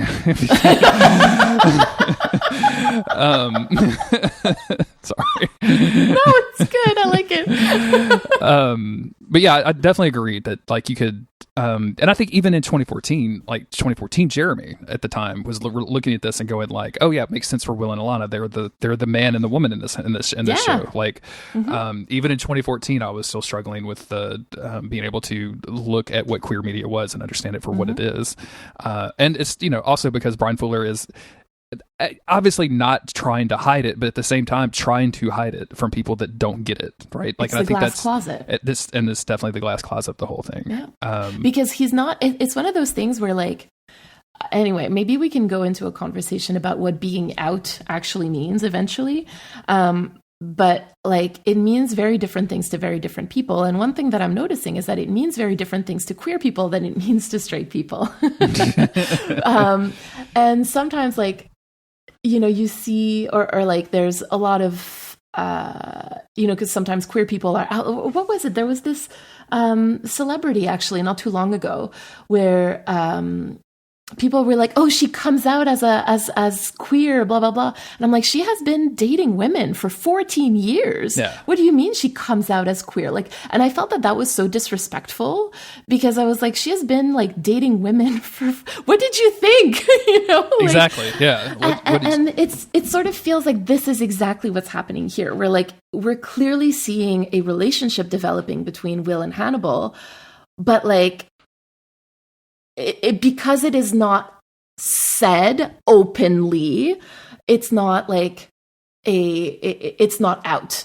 Yeah. It's the glass closet, right? And I'm just like, oh man, this is so good. Like, this is a commentary on society that he's making right now, and I love him for it. As Will begins to look at the images, the music picks up, and for the first time in a long time, we see the pendulum. So we see the whir of the pendulum. Hannibal is erased from the chair. And then Will is in the corner of the bailiff's apartment. He's looking at the antlers that he has set up. And as the bailiff comes home, we once again get Will like narrating the crime scene. I shoot him once. He will die believing we were friends. Will lifts up this dude and drops him on some antlers, which me and Autumn were joking about, like, skinny, like, thin-limbed Will could absolutely not do. Like, you could see, like, wiry streaked Hannibal, like throwing this dude on a set of antlers. But, like, the idea of Will, like, picking up a full-bodied man is just, like, hilarious to me. I agree. We're, you know, that Autumn is, like, upgrading her aquarium to a new, bigger aquarium. And so we had to move, this giant glass case that has no handles and is slick and was covered in plastic, like, across our breezeway, and then, like, into our living room, and then lift it up, and it's heavy as hell because it's like it's a fucking aquarium, like it's and lifted onto the stand that it is going to be on. And, like, the whole time I was thinking of this scene of just, like, because me and her are, like, active, like, it's two people and we're actively struggling with it. And granted, like, that dude had a belt, which is a handhold, which is more than I had for the aquarium. But still, like, to lift this dude up and to drop him, I don't know why I'm talking about this so much. No, but it's true. I think you're pointing to the fact that, like, clearly this is something that Will is imagining. Right? Yes. Will drops this dude on the antlers, and then he begins to saw into the man's face. He says his death isn't personal. He is merely the ink from which flows my poem as blood falls to the ground. And then we get the classic, "This is my design." I just think that this is so important to note that Will calls it a poem, because we know that when he's in this pendulum state, like, he doesn't actually speak out loud, right? We've seen him in season 1 being silent and moving his limbs, and Jack being like, "So what are you thinking about?" Right? Like, and it's just so awkward. And so he's not saying the word poem out loud, right? He never says it to Hannibal. Just let's keep that in mind. He never says the word poem to Hannibal. And then in the cell, Will says that this is not the same killer. So this is not the copycat killer. And he specifically says it's because the victim was murdered before he was mutilated. And the copycat murder, which, God, I wish we had just had a better name for. Like, yeah, I kind of feel, I finally feel a little bit of empathy with serial killers who, like, don't like their actual newspaper names that they get. It's like Buffalo Bill. I think there's a line in Silence of the Lambs where he's like, "I don't like the name Buffalo Bill" or something. But anyway. Or maybe it's this one. What was it doesn't matter. But the thing that we're coming back to is that this is different than what the copycat murders were. So this is a different killer. And as they talk, it's revealed that Hannibal has already figured this out. And Will is like, "You were ignoring this. Like, you knew this going into this, and you presented this to me as if it was the copycat killer because you knew it would help me." And Hannibal says, like, "I just want you to believe in the best of me. I want to believe in the best of you, just like he believes in the best of Will." I'm trying to get that right. Hold on. Hannibal says he wants Will to believe in the best of him, just like he believes in the best of Will. There we go. Now I got it right. Man. And Hannibal says, like, maybe this is a path to freedom, and, like, Jack is ready to believe it. And at this point, Will literally sits back in his chair. Like, this is such a... This idea is so huge to him that he literally has to move backwards. And he says, "But that would be a lie." And Hannibal is like, who cares? Who cares? Right. And then Hannibal says, "This killer wrote you a poem. Are you going to let his love go to waste?" And boy, what a fucking line this is. This killer wrote you a poem. Are you going to let his love to go to waste? Okay, so, like, Jeremy. What was the meme that I just learned about in the Discord? Like, are they dating? Like, no worse or whatever. Are they lovers? Are they lovers? No, like, no, worse. it's much worse. And so again, like, this whole idea of the poem, right? Like, so Will knew that it was a poem before Hannibal said it, right? Yes. Will has figured out a lot more about this than... I'm trying to keep my voice so calm because right now, like, I can feel my watch is indicating that I am in stress mode right now. My heart beating so fast. I love this so much. So I'm trying to keep my voice, like, level. But Will knew a lot more about this crime scene then he admits to Hannibal. And I think Hannibal knows it. Okay. I'm sweating. Like they're both deceiving the other about what they know about this crime scene, right? Like Hannibal came in knowing things that he didn't tell Will to begin with, wanting to see if Will would figure them out. Yes, exactly. Like, and just like to come back to this idea, like, are you going to let his love go to waste? Like, when I first heard it, I screamed. Like, I screamed in my living room. An 11-year-old came out of his bedroom where he was wearing headphones and checked to see if I was okay. And I'm like, yes, I'm just watching a show, leave me alone. Like, it is so vulnerable, like, in a way, right? Like, it's a declaration of love, literally. Like, he killed for Will. He killed for Will. It was a gift. Like, it was a poem. Oh my God, I'm losing it all over again. But like, this is Hannibal showing Will who he is, like knowingly allowing him to know him. Like, he knows that Will can figure out killers from their crime scene photos, and he's showing him his own. Like, you got emotional at the cancer thing. Why am I getting emotional at this? I have no attachment to this new personal experience, but I am like legit emotional thinking about it. And Bedelia in season 1, she said that like trust doesn't come easy to Hannibal, but like he trusts Will with like the most vulnerable and unmentionable and like intimate part of himself. Like, he's showing him behind the person suit. And this is where I'm like, Hannibal, this is a really dangerous thing to do with someone who you framed for murder and who wants to bring a reckoning onto you. Like, this cannot end well, because like, does Will really want that? Like from everything that we know, Will is playing Hannibal. Mm-hmm. And I'm getting like a stress headache right now. Do we need to take a break? Do we need to have some tea? To talk about Steven Universe for a little while.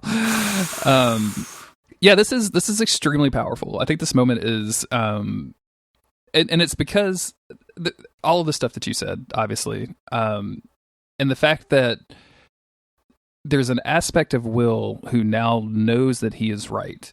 So he's kind of gotten confirmation from Bedelia in the last episode of like, I think that you were right, or whatever she said to him. Like, I believe you, or I whatever. believe you. Yeah. And Hannibal doesn't know that, right? So Hannibal is looking at Will as if he is still doubting himself constantly, if he's still trying to find that thing in the brain, if he can, and then he's trying to manipulate, like as he did in the last episode, where like, even if you find it, like, it could be wrong. So he believes that like Will is still under this impression, and Will is trying to use that, and it is terrifying because, like, as you said, it's not going to end well. Like, I mean, of course, season 2, everybody's happy at the end of season 2, as I often say. Sure, everybody's going to be like, great. this is a train wreck. We're watching a train wreck happen, right? Like, and there's nothing we can do about it. And I just want to remind you, because we haven't brought it up, like, I want you to think about this in the context of what we saw in the very first scene of season 2, right? Like, the big fight between Will and Hannibal. Yeah. When I get the "oh fuck" out of you, I really like it. I don't know. It's just a fun moment for me. You're just like giving up. It's so funny. We're gonna switch to Alana, who is now in front of Will, and Will's in his tiny little cell, and the defense attorney is there, and they're saying that they're going to change their defense strategy. So the defense attorney even says, like, changing the strategy is not only reasonable, it's fashionable. Like, this new killer is obviously the killer, is the copycat killer. And Alana is like, that isn't even, like, is that even true? And the lawyer jumps in and is like, don't answer that. He's like, not in front of me. I don't want to know this. And he kind of accuses Alana of being very, like, quote, ivory tower, and basically says she's not going to be on the witness stand because now that they're changing strategies, they're going for Will's innocence, and then they're not going for Will killed these women in an unconscious state, which is the thing that Alana kept saying. So now she's not a good witness for him. And she's like, who's taking the stand in my place? Yeah. Camera finds Hannibal, which is always fun. Oh my God. But again, going back to our theme of deceit, like, here's the lawyer, like, using this, and here's Will specifically letting him. And I think that's like more important to talk about, because one of the things that Hannibal has tried to manipulate Will into doing is embracing what Hannibal believes is his inner self. And then, like, this may be the first time that we've seen Will kind of do something bad for gain. Ooh. And so, like, you wonder if Hannibal's manipulation of Will is working, that he's allowing this lie to be told so that he can get his innocence. Like, he's allowing this deceit to... Oh, where the ends matter more than the means. Exactly. Right? Because Will is a very, like, means over ends kind of person. And you can see... Yeah. And you can see the justification in his head, too, because, like, at this point, he knows he didn't do it. So, like, if he gets off... If the trial, if he's claimed innocent for the wrong reasons, he's at least still innocent, right? So it's not a lie in that case. But obviously, like, that's kind of what the law is for, is to do all of that stuff, is to figure all this stuff out. Right. Whether or not it does a good job of that, it doesn't, let's not even talk about. Oof. That's a conversation for people who are not us. Yes, absolutely. Yeah, there's probably a zillion other podcasts that talk about that. There you go. They're probably not as funny as us, though. Let's just be honest. We're really funny. Speaking of funny, Hannibal taking the stand, swearing on a Bible is also very funny to me. Last episode I talked to you about, like, the preview image that was on my, like, media thing, and it was this. It's Hannibal standing up in the blackface with the antlers in his, like, his demon form. The demon form. The Discord demon. The Discord demon in full suit. And standing in a courtroom is one of the most hilarious and terrifying images I can possibly imagine. And it's so funny to me to see it. Like, it's just it's very amusing.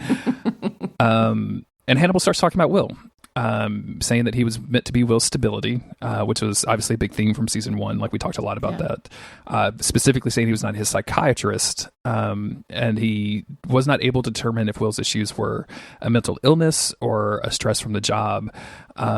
And one of the things he brings this up, and, like, we saw the judge shut down Jack from bringing up any of this stuff as an aspect of defense. And here Hannibal brings it up and says, I never considered Will's innocent, at least not until the bailiff from this very own court was murdered.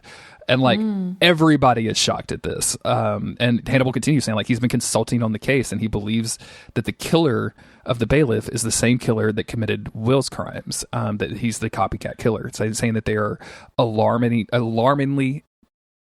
similarities. And yeah, they bring up the fact that, like, Will believed that Hannibal did it, and Hannibal is, like, now testifying in his defense. And he says Will couldn't accept his reality, rightfully. And he doesn't blame Will, saying that Will will always be his friend. And I'm just, like, fucking melting on the couch right now, just thinking about this.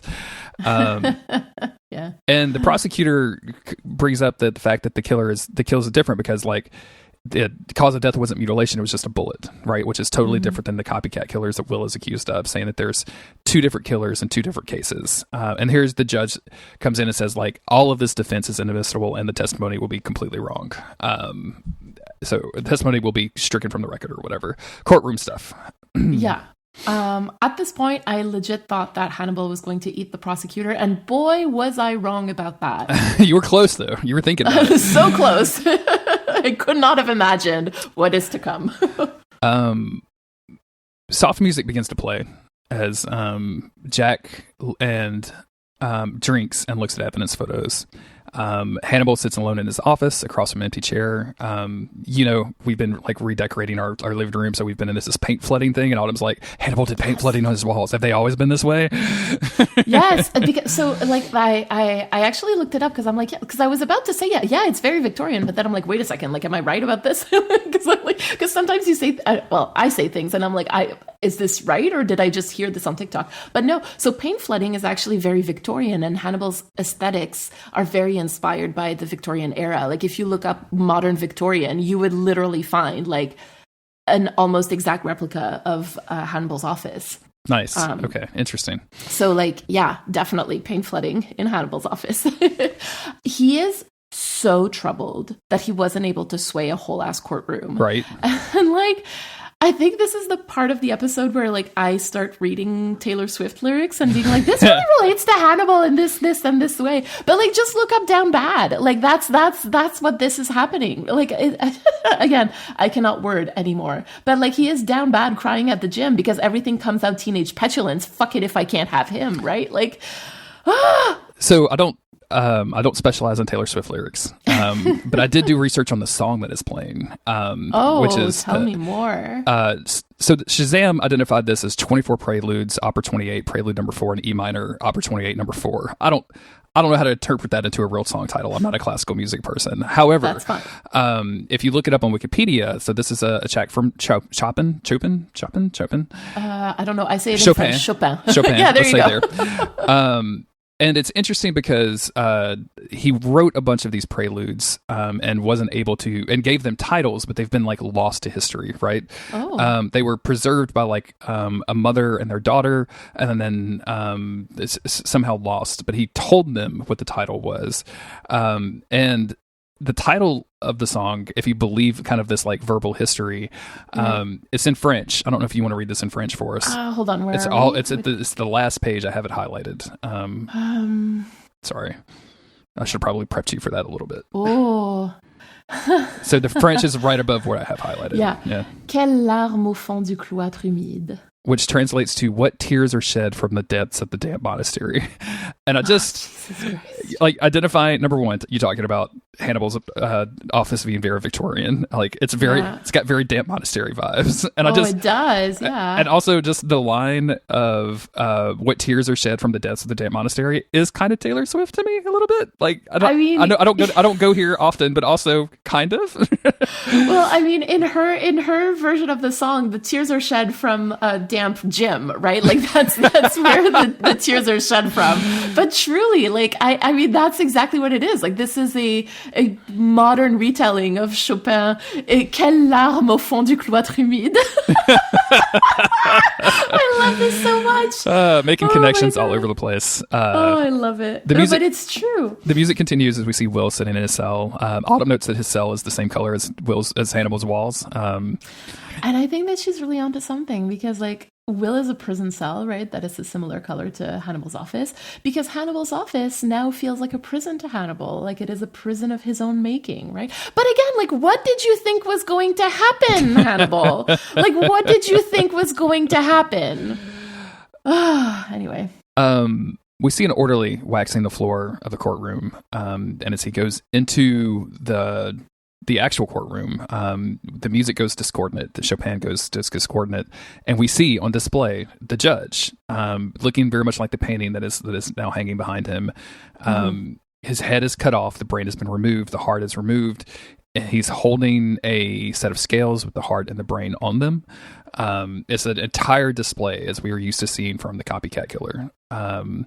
And we skip ahead pretty quickly to Hannibal and Jack and everybody kind of arriving at this scene.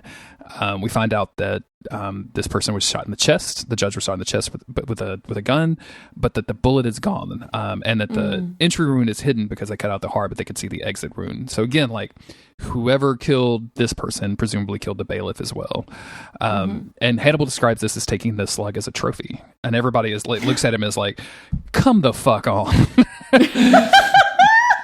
I feel like Z could have been like, "Oh, come on." So Jack pulls Hannibal away at this point, and says like, "This trial will have to be completely be redone." And Hannibal says this killer is sparing Will's life in the verdict. And Jack asks, "Is this the same killer?" Hannibal says, "I feel like St. Peter ready to deny Will for the third time." And I put a painting in just of an oil painting of St. Peter denying Jesus for the third time, which I love oil paintings in this style of just everybody like emoting as hard as they possibly can. Like it's always just a very cool to look at this stuff. If you've ever seen the show Severance, which I'm watching now, there's some really cool stuff with the oil paintings that they do in that show. Okay. Anyway, Hannibal says that this is not the same killer. And I want to know what your opinion is. Is Hannibal saying that this is not the same killer as the bailiff and that there's like now 3 killers? Or is he saying that these 2 killings are not the same killer as the copycat killings? I think that he's saying, I understood it as this is not the same. These 2 killings are not the same as the copycat killer. Okay. Right. And I think that Hannibal is being very purposeful with that, right? Because we know that he's the one who actually killed the 4 women before. We know that he's the one who killed these 2 people now, but that he is just clever enough to leave some doubt, right? Because he thinks that he's going to be able to play everybody. Yes. And still get Will off of his life sentence, right? Or his death sentence. But I kind of want to come back to the Saint Peter ready to deny Will for the 3rd time because Saint Peter denied knowing Jesus when he clearly knew him, right? Like it was a lie. He betrayed Jesus. Whereas here, like if Hannibal is really like doesn't think that it's the same killer, then he's not like Saint Peter. He's not lying. He's not deceiving. So he's telling Jack, like, I feel like Saint Peter. And it's just such an interesting little mindfuck, I find, that he is just playing with here. Oh my God. He's just so fucking audacious. Like, yes. I am just like, just perpetually impressed by the audaciousness of this man. Yes. Like the actual audacity of this man. Actual audacity. Like to, like, you know, not only befriend this FBI guy whose job it is to catch serial killers, which you obviously are, but then to like inject yourself into the casework and then to like specifically advise you on cases that you're involved in, that you did. Like, it's just the, like, again, the audacity of this man. Like, how dare he do any of this stuff? There's an interesting moment here where Katie comes, like, walks over, sees the body, and has to turn away. And I find it interesting just because, like, she's obviously not this part of the FBI, right? She has not seen this amount of crime photos or has not seen this in real life, whereas everybody else has to, like, kind of take this in stride. Well, I think it shows also that she is an outsider, right? Yes. Like that moment is meant to show that like she's the brass, right? Like she's not like the people in the trenches doing like the dirty work kind of thing. And she tells Jack, like, this case was already going wrong before the judge was murdered, and it was all Jack's fault. That Jack didn't believe that Will is guilty. And she insists, like, there's people in your life that you have to cut loose, and Will is one of them. Like, you have to be able to accept his guilt. And I find that like a weird statement, to be honest with you. Well, I mean, she is also manipulating him to try to get him to do whatever needs to be done, right? Like she described herself as somebody who bayonets the wounded, right? Like she does not care what happens to Jack. She needs Jack to do a very specific thing for her, right? For her ends. She does not care about the means. And I think she also is very clear with him about what's going to happen if he doesn't, right? She says, otherwise the person left behind is going to be you. And like that feels like one of those like very, very, very thinly veiled threats that Hannibal makes, right? Yes. But in this time, in a professional capacity, right? Like you're gonna, you're burning down your career for this, which, as we talked about earlier, like maybe something that Jack unconsciously wants or actively wants or is willing to sacrifice for now just to be able to get out. We don't know because again, like his personal life he's going through hell, and now his professional life he's going through hell. Like it's a difficult time for him. We're going to cut to Will in his cell. He's trying to sleep and hears a buzzing noise that turns into the sound of hooves. And as he wakes up, we see that his cell is open and he sees the stag in the hallway and he begins to follow him. And I find this very interesting and I want to know your opinion about this. Obviously he's dreaming. He's following the stag. But for the first time we see, because the stag has ever been from the very beginning a representation of Hannibal, right? Like we didn't know that in season 1 until we knew that in season 1. So they kind of revealed that to us. But here the stag and Hannibal are in two different places. And I find that pretty interesting. Like I wonder what that's saying about Will's view of Hannibal at this point. Yes, exactly. So first of all, I had to note that he's having dreams about him because, you know, because he is. Because he is, right? And, I also want to note that these are very vivid dreams, which I found really interesting because I'm like, oh, okay, so he was having these dreams, these very vivid dreams before, right? Like this wasn't just the encephalitis, right? So, and again, with the dream that he had at the very beginning of this episode, like I just found that interesting that they're like telling us, oh, Will has always had this kind of vivid dreaming. Putting that aside, yeah, I think that I think Will is picking up on like the person suit of Hannibal and the real Hannibal. Which I think he's learning to make the difference between the two. And I think that he doesn't quite understand it yet, right? Because like your dreams, like again, to quote the X-Files, like dreams are an answer to a question you don't know how to ask yet. Yes. Which I find, like, I think this really applies there. So that's what I think. I think he's seeing like the stag would be like Hannibal's inner self, like his vulnerable, intimate part of himself. And then the person suit is like the like mild mannered, like well dressed man, and posh man, you know. And so following from that, the stag is leading him out of jail, Yes. and the person suit is inviting him back into the cell. Inviting him back in. And I find that division real interesting as well. That Will is seeing this person that Hannibal is projecting as the one who is framing him, but the real person who actually wants him out, who is like, actively trying to campaign for his innocence, so to speak, which he is, because like we see Hannibal literally like tries to tell this lie, and it doesn't necessarily work out, but he tries. So I find this whole dream sequence very fascinating, and kind of a real insight to what Will is thinking in his head right now. Because again, going with that unreliable narrator thing, we don't actually know how well Will is. And I think I put this in the feedback form that we're eventually going to record months from now for season 1. Jesus. I love podcast time frames. I know. But someone talked about We still haven't heard our song. We still haven't even heard the theme song yet. Yeah. It's great. We love it. Yeah. Love the video. So good. I did such a good job on the video that's on YouTube. Yes. And we did a premiere. It's so great. Exactly. It was so much fun. So many people came to the premiere. I lost my train of thought getting I'm into so sorry. No, you're fine. No, you're absolutely fine. Oh, the feedback episode. Somebody commented that your observation of nobody really knowing Will before his sickness in season 1, like we never get a baseline for Will really. So the idea, like, what do we know about Will? Like, is he actually good right now? Like, we don't know, right? Like, is he? We don't know. like Chris, are you good? Are you good? Yeah, I was thinking about that too. But like like we don't know if, because Will says he's not insane anymore in this episode. But does he actually believe that he was insane or just sick? Like, we don't really know what Will's capacity is right now. Which, as we go into the next scene with Alana and Will, and he kind of talks about this. She kind of talks about this of hoping that this would like kind of clarify his mind. But of course, like, she's wearing red, which is very distracting to it. And they talk about him being misdiagnosed. And he says, I already was. And she says, not by the court. And that's a weird expression to me. And I don't want to get into the weeds of it, but like, it's not like the court diagnoses you or misdiagnoses you. I guess they're just like, right. But it's at the same time, it's just like, it basically saying that like Will has been presumed to be guilty. And he's still not really presumed to be innocent yet. Like, we don't, the outcome is unclear. Yeah. Will describes hearing his own blood as the hollow drumming of wings, which I really like.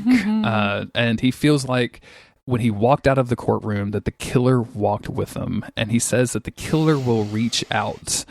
And that's, but he knows that. It's a fascinating thing to tell Alana, right? Like, he's so either.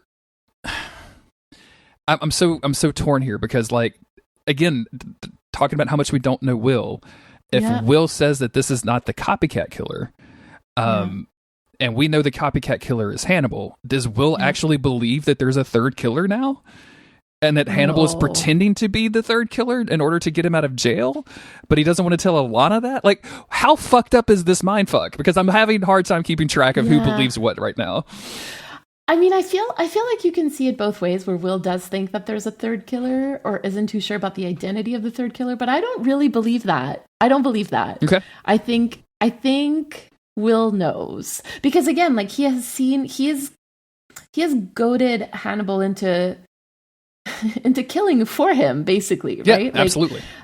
So he has seen his signature moves, or his greatest hits or whatever. Like, he has seen the different ways that he disguises his killing or his artistry to hide it as if it was somebody else, right? Like, we've seen it with the masterpiece killer. Now we're seeing it now with this, and I'm just like, we saw it also with the copycat. Like, so I'm like, I feel like Will knows, and so like, I think he's also playing Alana. Man, it's a dangerous game that Will is playing. He is playing such a dangerous game. But again, like Alana told in front of everybody, she was willing to go on the stand and say that she doesn't have romantic feelings for him and that she has a professional curiosity for him. And like, I mean, listen, okay? Like, I'm not saying that like, oh, she's not interested in him, therefore she deserves to be played, right? Like, that is not what I'm saying. What I am saying is that if one of my friends was like, well, like if I was in Will's situation and I still considered Alana to be my friend, right? Even though like I had romantic feelings for her that she did not return, it would still really hurt to hear I have a professional curiosity about him. 100%. Absolutely. Because like, yeah. You kissed me, she dog. she could have just said he is my friend and colleague. Yeah. Right? Like, but to put that distance on it, absolutely. It's harsh. It's really harsh. And so I feel like, you know what? Oh, well, you have a professional curiosity about me. Let me show you my professional curiosity about you. Like, I feel like, I don't want to say it's deserved because I don't think it is, but I'm like, I understand it. Our last bit of dialogue here is Alana asking him, what does he want, referring to this killer. And Will looks at her and says, he wants to know me. And then she responds to that with, what do you want? And as she says this, Hugh Dancy, just a fabulous, absolutely fabulous actor. As he says this, Will looks almost genuinely angry. And no, I've rephrased this wrong. He asked Alana, what do you want? Sorry, I got that incorrectly in my notes. But he looks angry as he asks this. And she kind of softens him a little bit when she says, I want to save you. And he reaches out. He's still, manacled to the table, but he reaches out and puts his hand on hers. And she doesn't look like she doesn't like embrace that or pull away from it. It's almost like just kind of a static movement. And then we just go immediately to credits. And that's the end of the episode. And episode 4 is going to be fine. Everybody's going to be okay. It's no problems in the Hannibal universe. So, did you know? I have a question for you. Sure. When you suggested that we do this Hannibal podcast, did you know, or did you have an inkling that like I would go as feral as I am currently going? So no. I have to answer that. No, not as feral. Because I hadn't seen this show in a while, and I had kind of forgotten how intense it is. Right, like so some distance from the show really does like kind of make you forget some things, especially the intensity. Versus doing a podcast on the show where you talk about this now, like we're going to have this like documented record, and I'm kind of remember this forever. So when I suggested this, and by the way, again, I just want to point out to people, the reason I suggested this was I heard a lyric in a rap song, and I can't even tell Mary what that is until season 3 and the thing happens. But I knew for a fact, knowing you enough through Carrie and Wayward and our conversations, and seeing you post on Twitter and stuff about Dean and Castiel,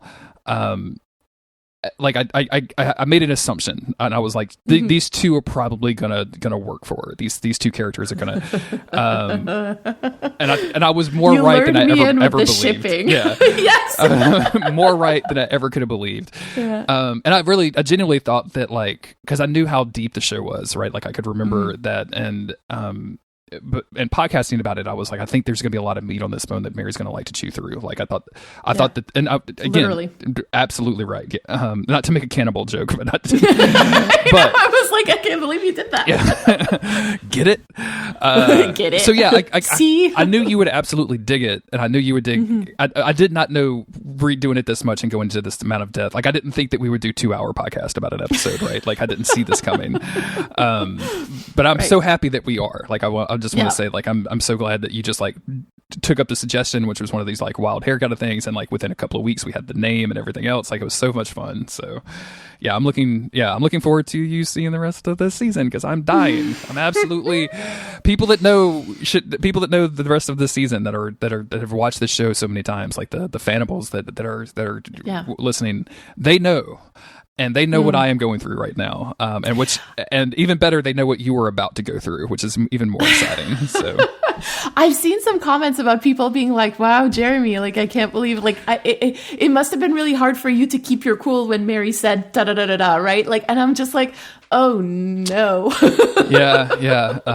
It's this episode specifically. Oh yeah. Oh shit. And also other episodes. Sorry. Like every episode is there's so much stuff that happens that you just want to jump to.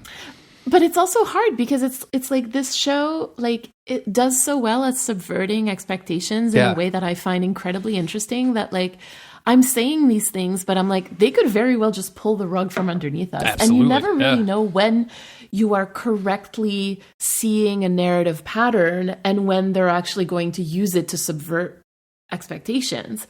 And so it's very, again, it's very like, you're never on solid ground with this show, which I kind of love. Yeah, it goes back to that unreliable narrator, right? Like, it's just like we feel like Will Graham throughout this entire episode, or this entire show, right? Where we were looking around and having to question everything around us if it's real and true, or if people believe us or not. That's actually something I wanted to mention, I guess, going back just a little bit, when Will is talking to Alana here, when you asked if he's playing her. I wonder if Will at this point is so... If he had trust himself that Hannibal did these things to him, if he believes that, and the reaction that he got the first time that he said that, like, he told Hannibal, like, it makes me sound insane when I accuse you, if he's unwilling to trust this with anybody at this point because he doesn't want that same reaction. So Right. Anyway, what an episode. What a great episode of television. We've got some haikus to read. Let's go into that right now.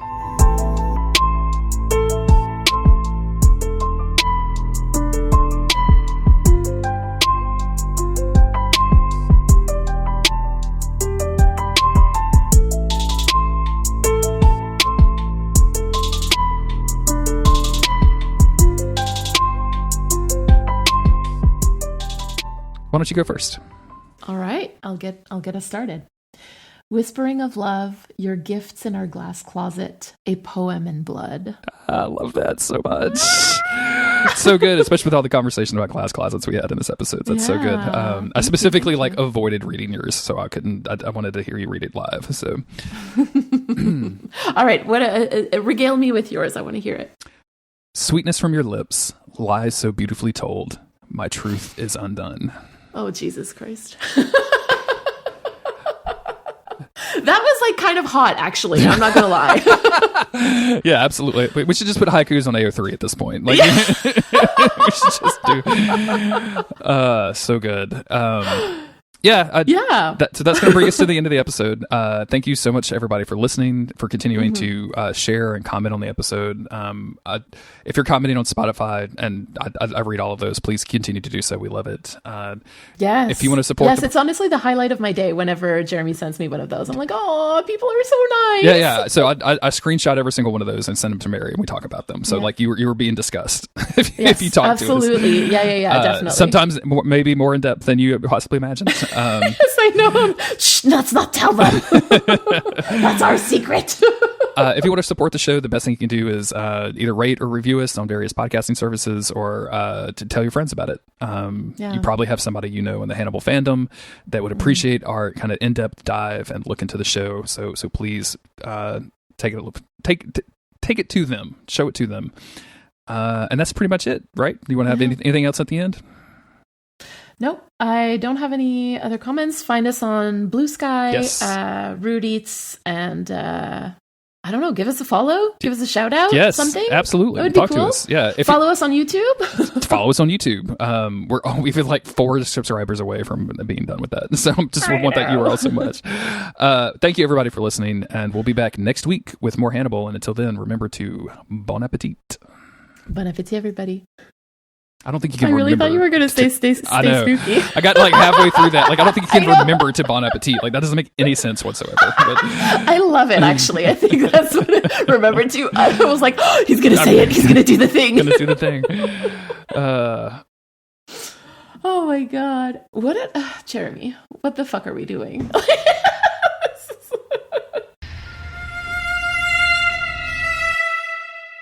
Now I am recording. Okay, cool. Do this.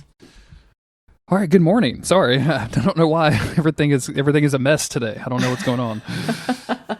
It's okay. That was yesterday for me. Yesterday was a mess. I was like, what is happening? What is going on? Yesterday I was left okay. the house without my phone, and that was very destabilizing.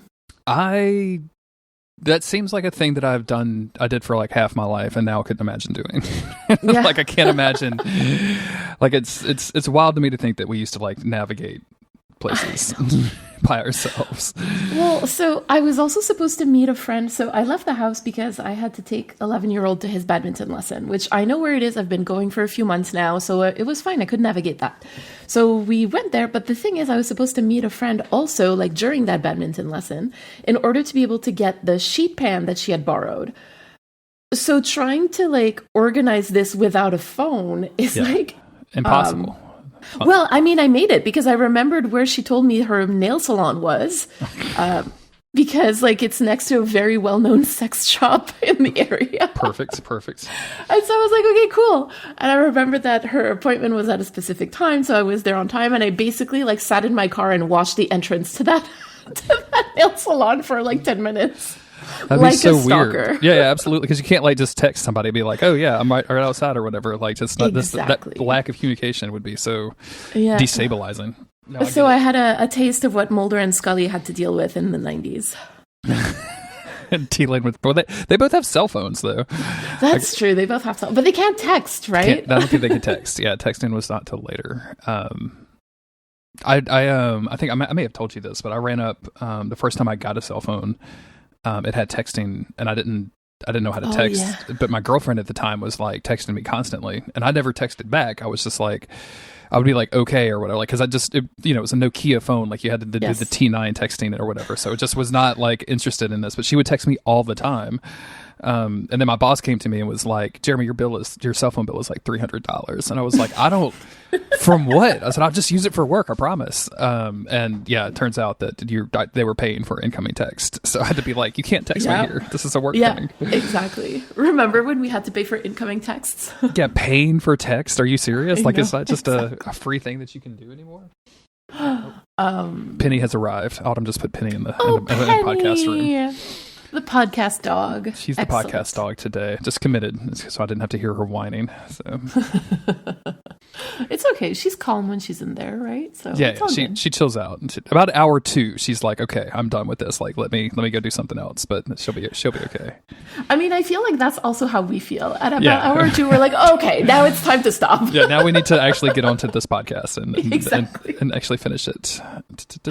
Speaking of, let me bring up notes. I don't even have notes yet. Can I blow your mind with a Christmas tradition that my mom and I started last year? So, we love to eat. We're French. And Christmas is kind of like the perfect excuse to like eat all of the things that you love that you don't usually eat throughout the year. The thing is, when you're 2 people, as you know, you can't cook a ton of things because otherwise you're going to be eating that stuff for like days and days and days. And the thing is, a lot of the stuff that we love is stuff that doesn't keep very well. You can't freeze oysters, right? Like, so Sure. It's just very inconvenient. And so we ended up like gorging ourselves with food in a way that was like just not very fun anymore. Okay. And so I was like, Mom, I'm not doing this year. We are going to do pre-Christmas dinners. Okay. And so every week in December, we have a pre-Christmas dinner where we eat all of the things that we would love to eat at Christmas, but just can't fit it all in one spread day. out over the month. Exactly. Ooh. So that way we don't feel like we're missing out on anything. We still get to eat all of our favorite things. We spend time together, and we come Christmas Day or Christmas Eve, because we mostly celebrate Christmas Eve, we're not like dying from a food coma. Holiday, like it's a holiday month as opposed to just the holiday like day. So you can exactly. Yeah, that's a really great idea, because there's a ton of stuff that like Autumn and I probably want to eat for the holidays that would be difficult to like fit into one meal, right? Yeah. So that's a really, really good idea. Unfortunately, I spend a lot of time with Autumn, so it's not special anymore. So But the dinners can be. that's okay. Been married for 20 years, Mary. We're okay. We're We put up with I each mean, other. technically, I've known my mother for longer than 20 years. That's true. That's true. That's very true. Although definitely not You the don't same live with her, relationship. though. You're not No, I don't sleeping in live bed with with her, so it's a little different. I mean, honestly, thank God I don't live with her anymore. Yeah, no, parents. Love her to death, but Yeah, my don't want God. to live with her. Yeah. There was the Bake Off contestant this year. I forget her name, but I think she was from the North. Like, she kept talking about being from the North and having like, Oh yeah, Jill. it was Jill. Yeah. It was With Jill with Jill. the G, which I thought Yes. was interesting. Man, me and Autumn just kept laughing because she just apparently does not like her husband very much. Like, I guess their relationship is probably just like a lot of jokes about, oh, the old ball and chain or whatever. But like every time she mentioned her husband, it was in a negative fashion. Like, Oh really? oh yeah, like it was just, oh, we've been married for 30 years, so I just had to, he has to put up with me, or I have to put up with him. Like, it was just a lot of like, just a lot of negative.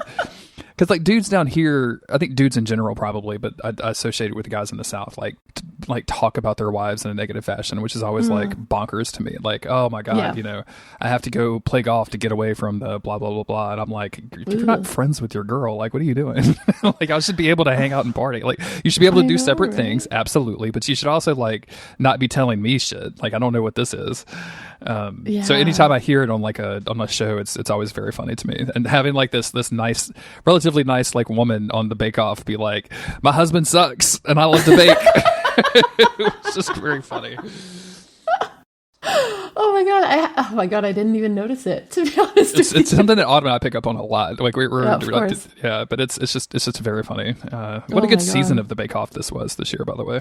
It was so good, so good. I think I'm that so happy. the return to less difficult technical challenges Yeah. when giving them more time to do it, it felt like it made it so much more fun. I feel like Mm-hmm. last season especially, everybody was failing technical challenges because they just ran out of time, and like, to me, that's just a bad test. Like, if everybody fails, you just get you've given a bad Absolutely. test. So Yeah.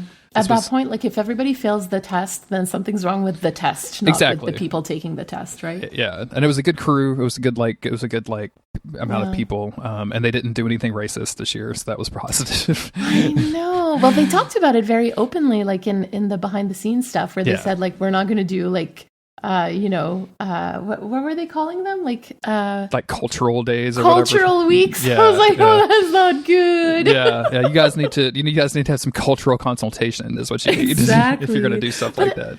It kind of makes me wonder, like, did they not have like standards and practices being like, oh, that's not great. So like, maybe you shouldn't be doing that. I think sometimes they just don't. Like, I feel like a lot of like standards and practices, and at least over in the U.S., is more like, you showed a butt.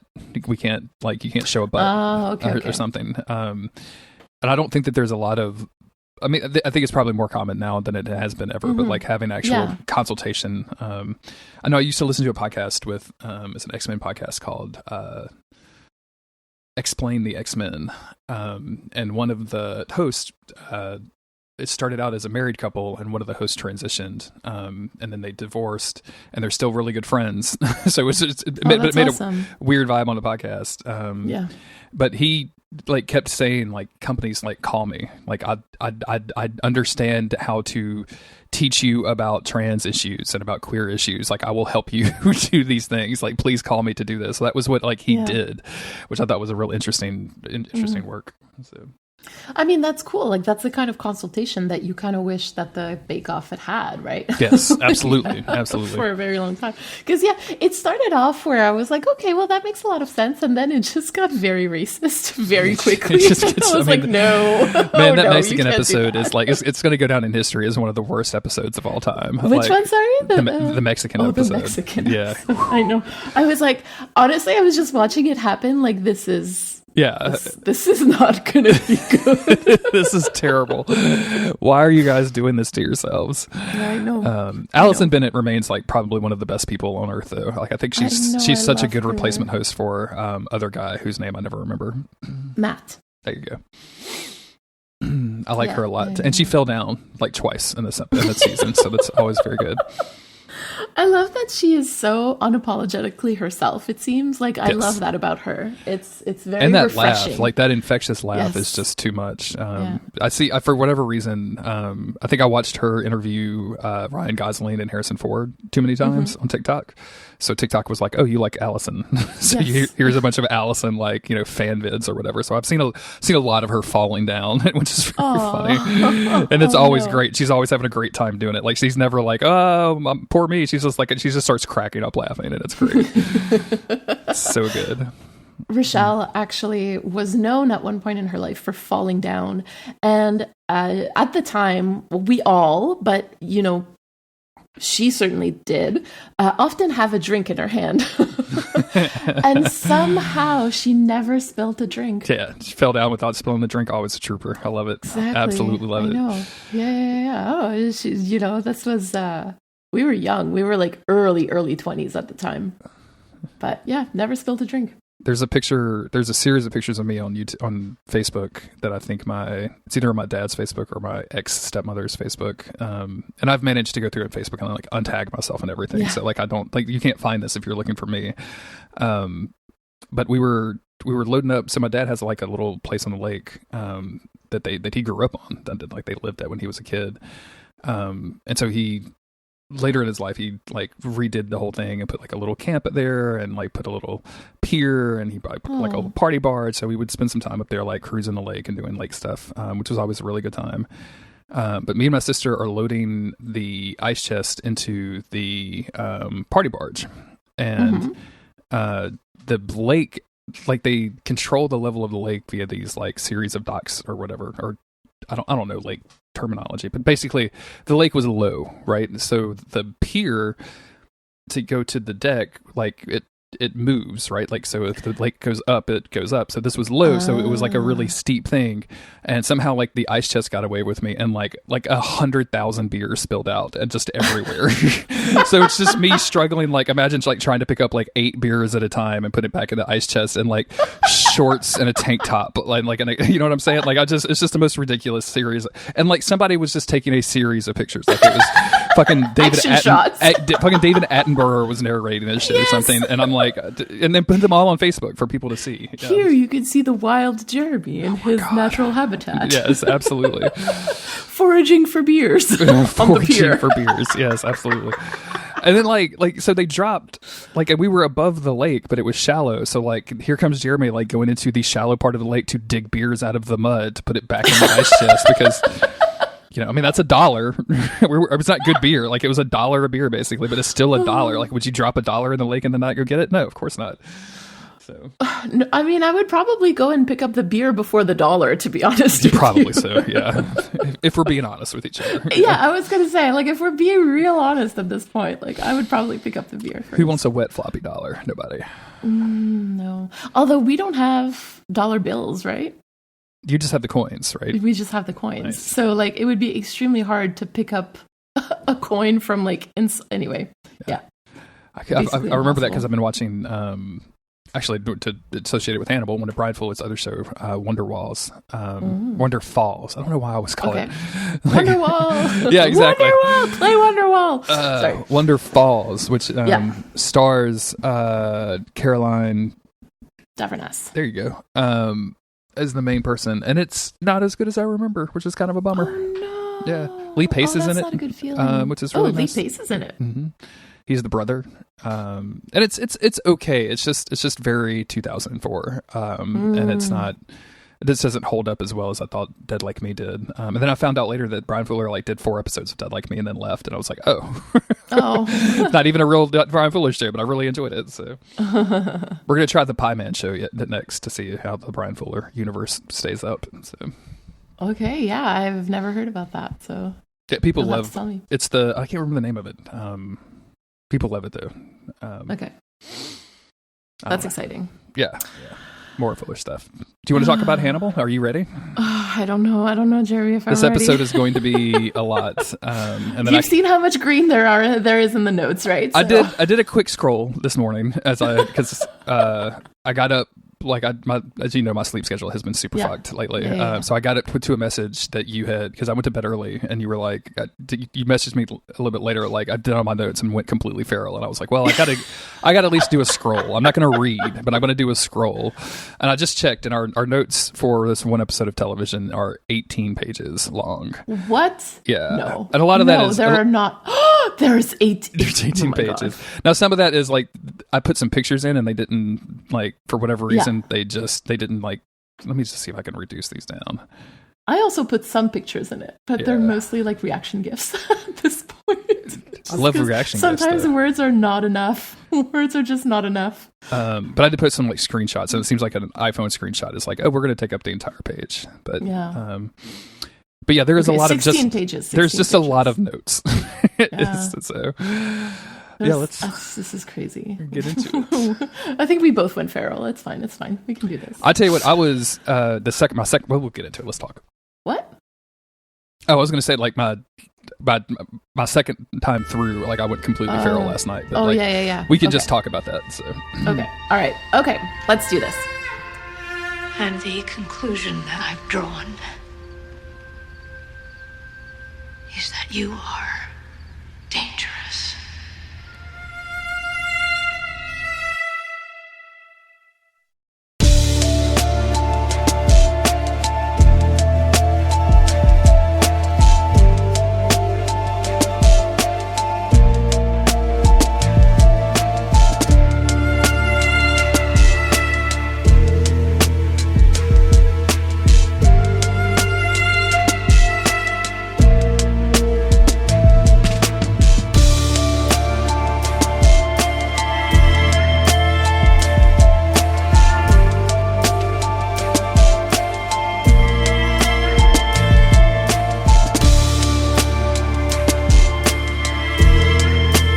And the conclusion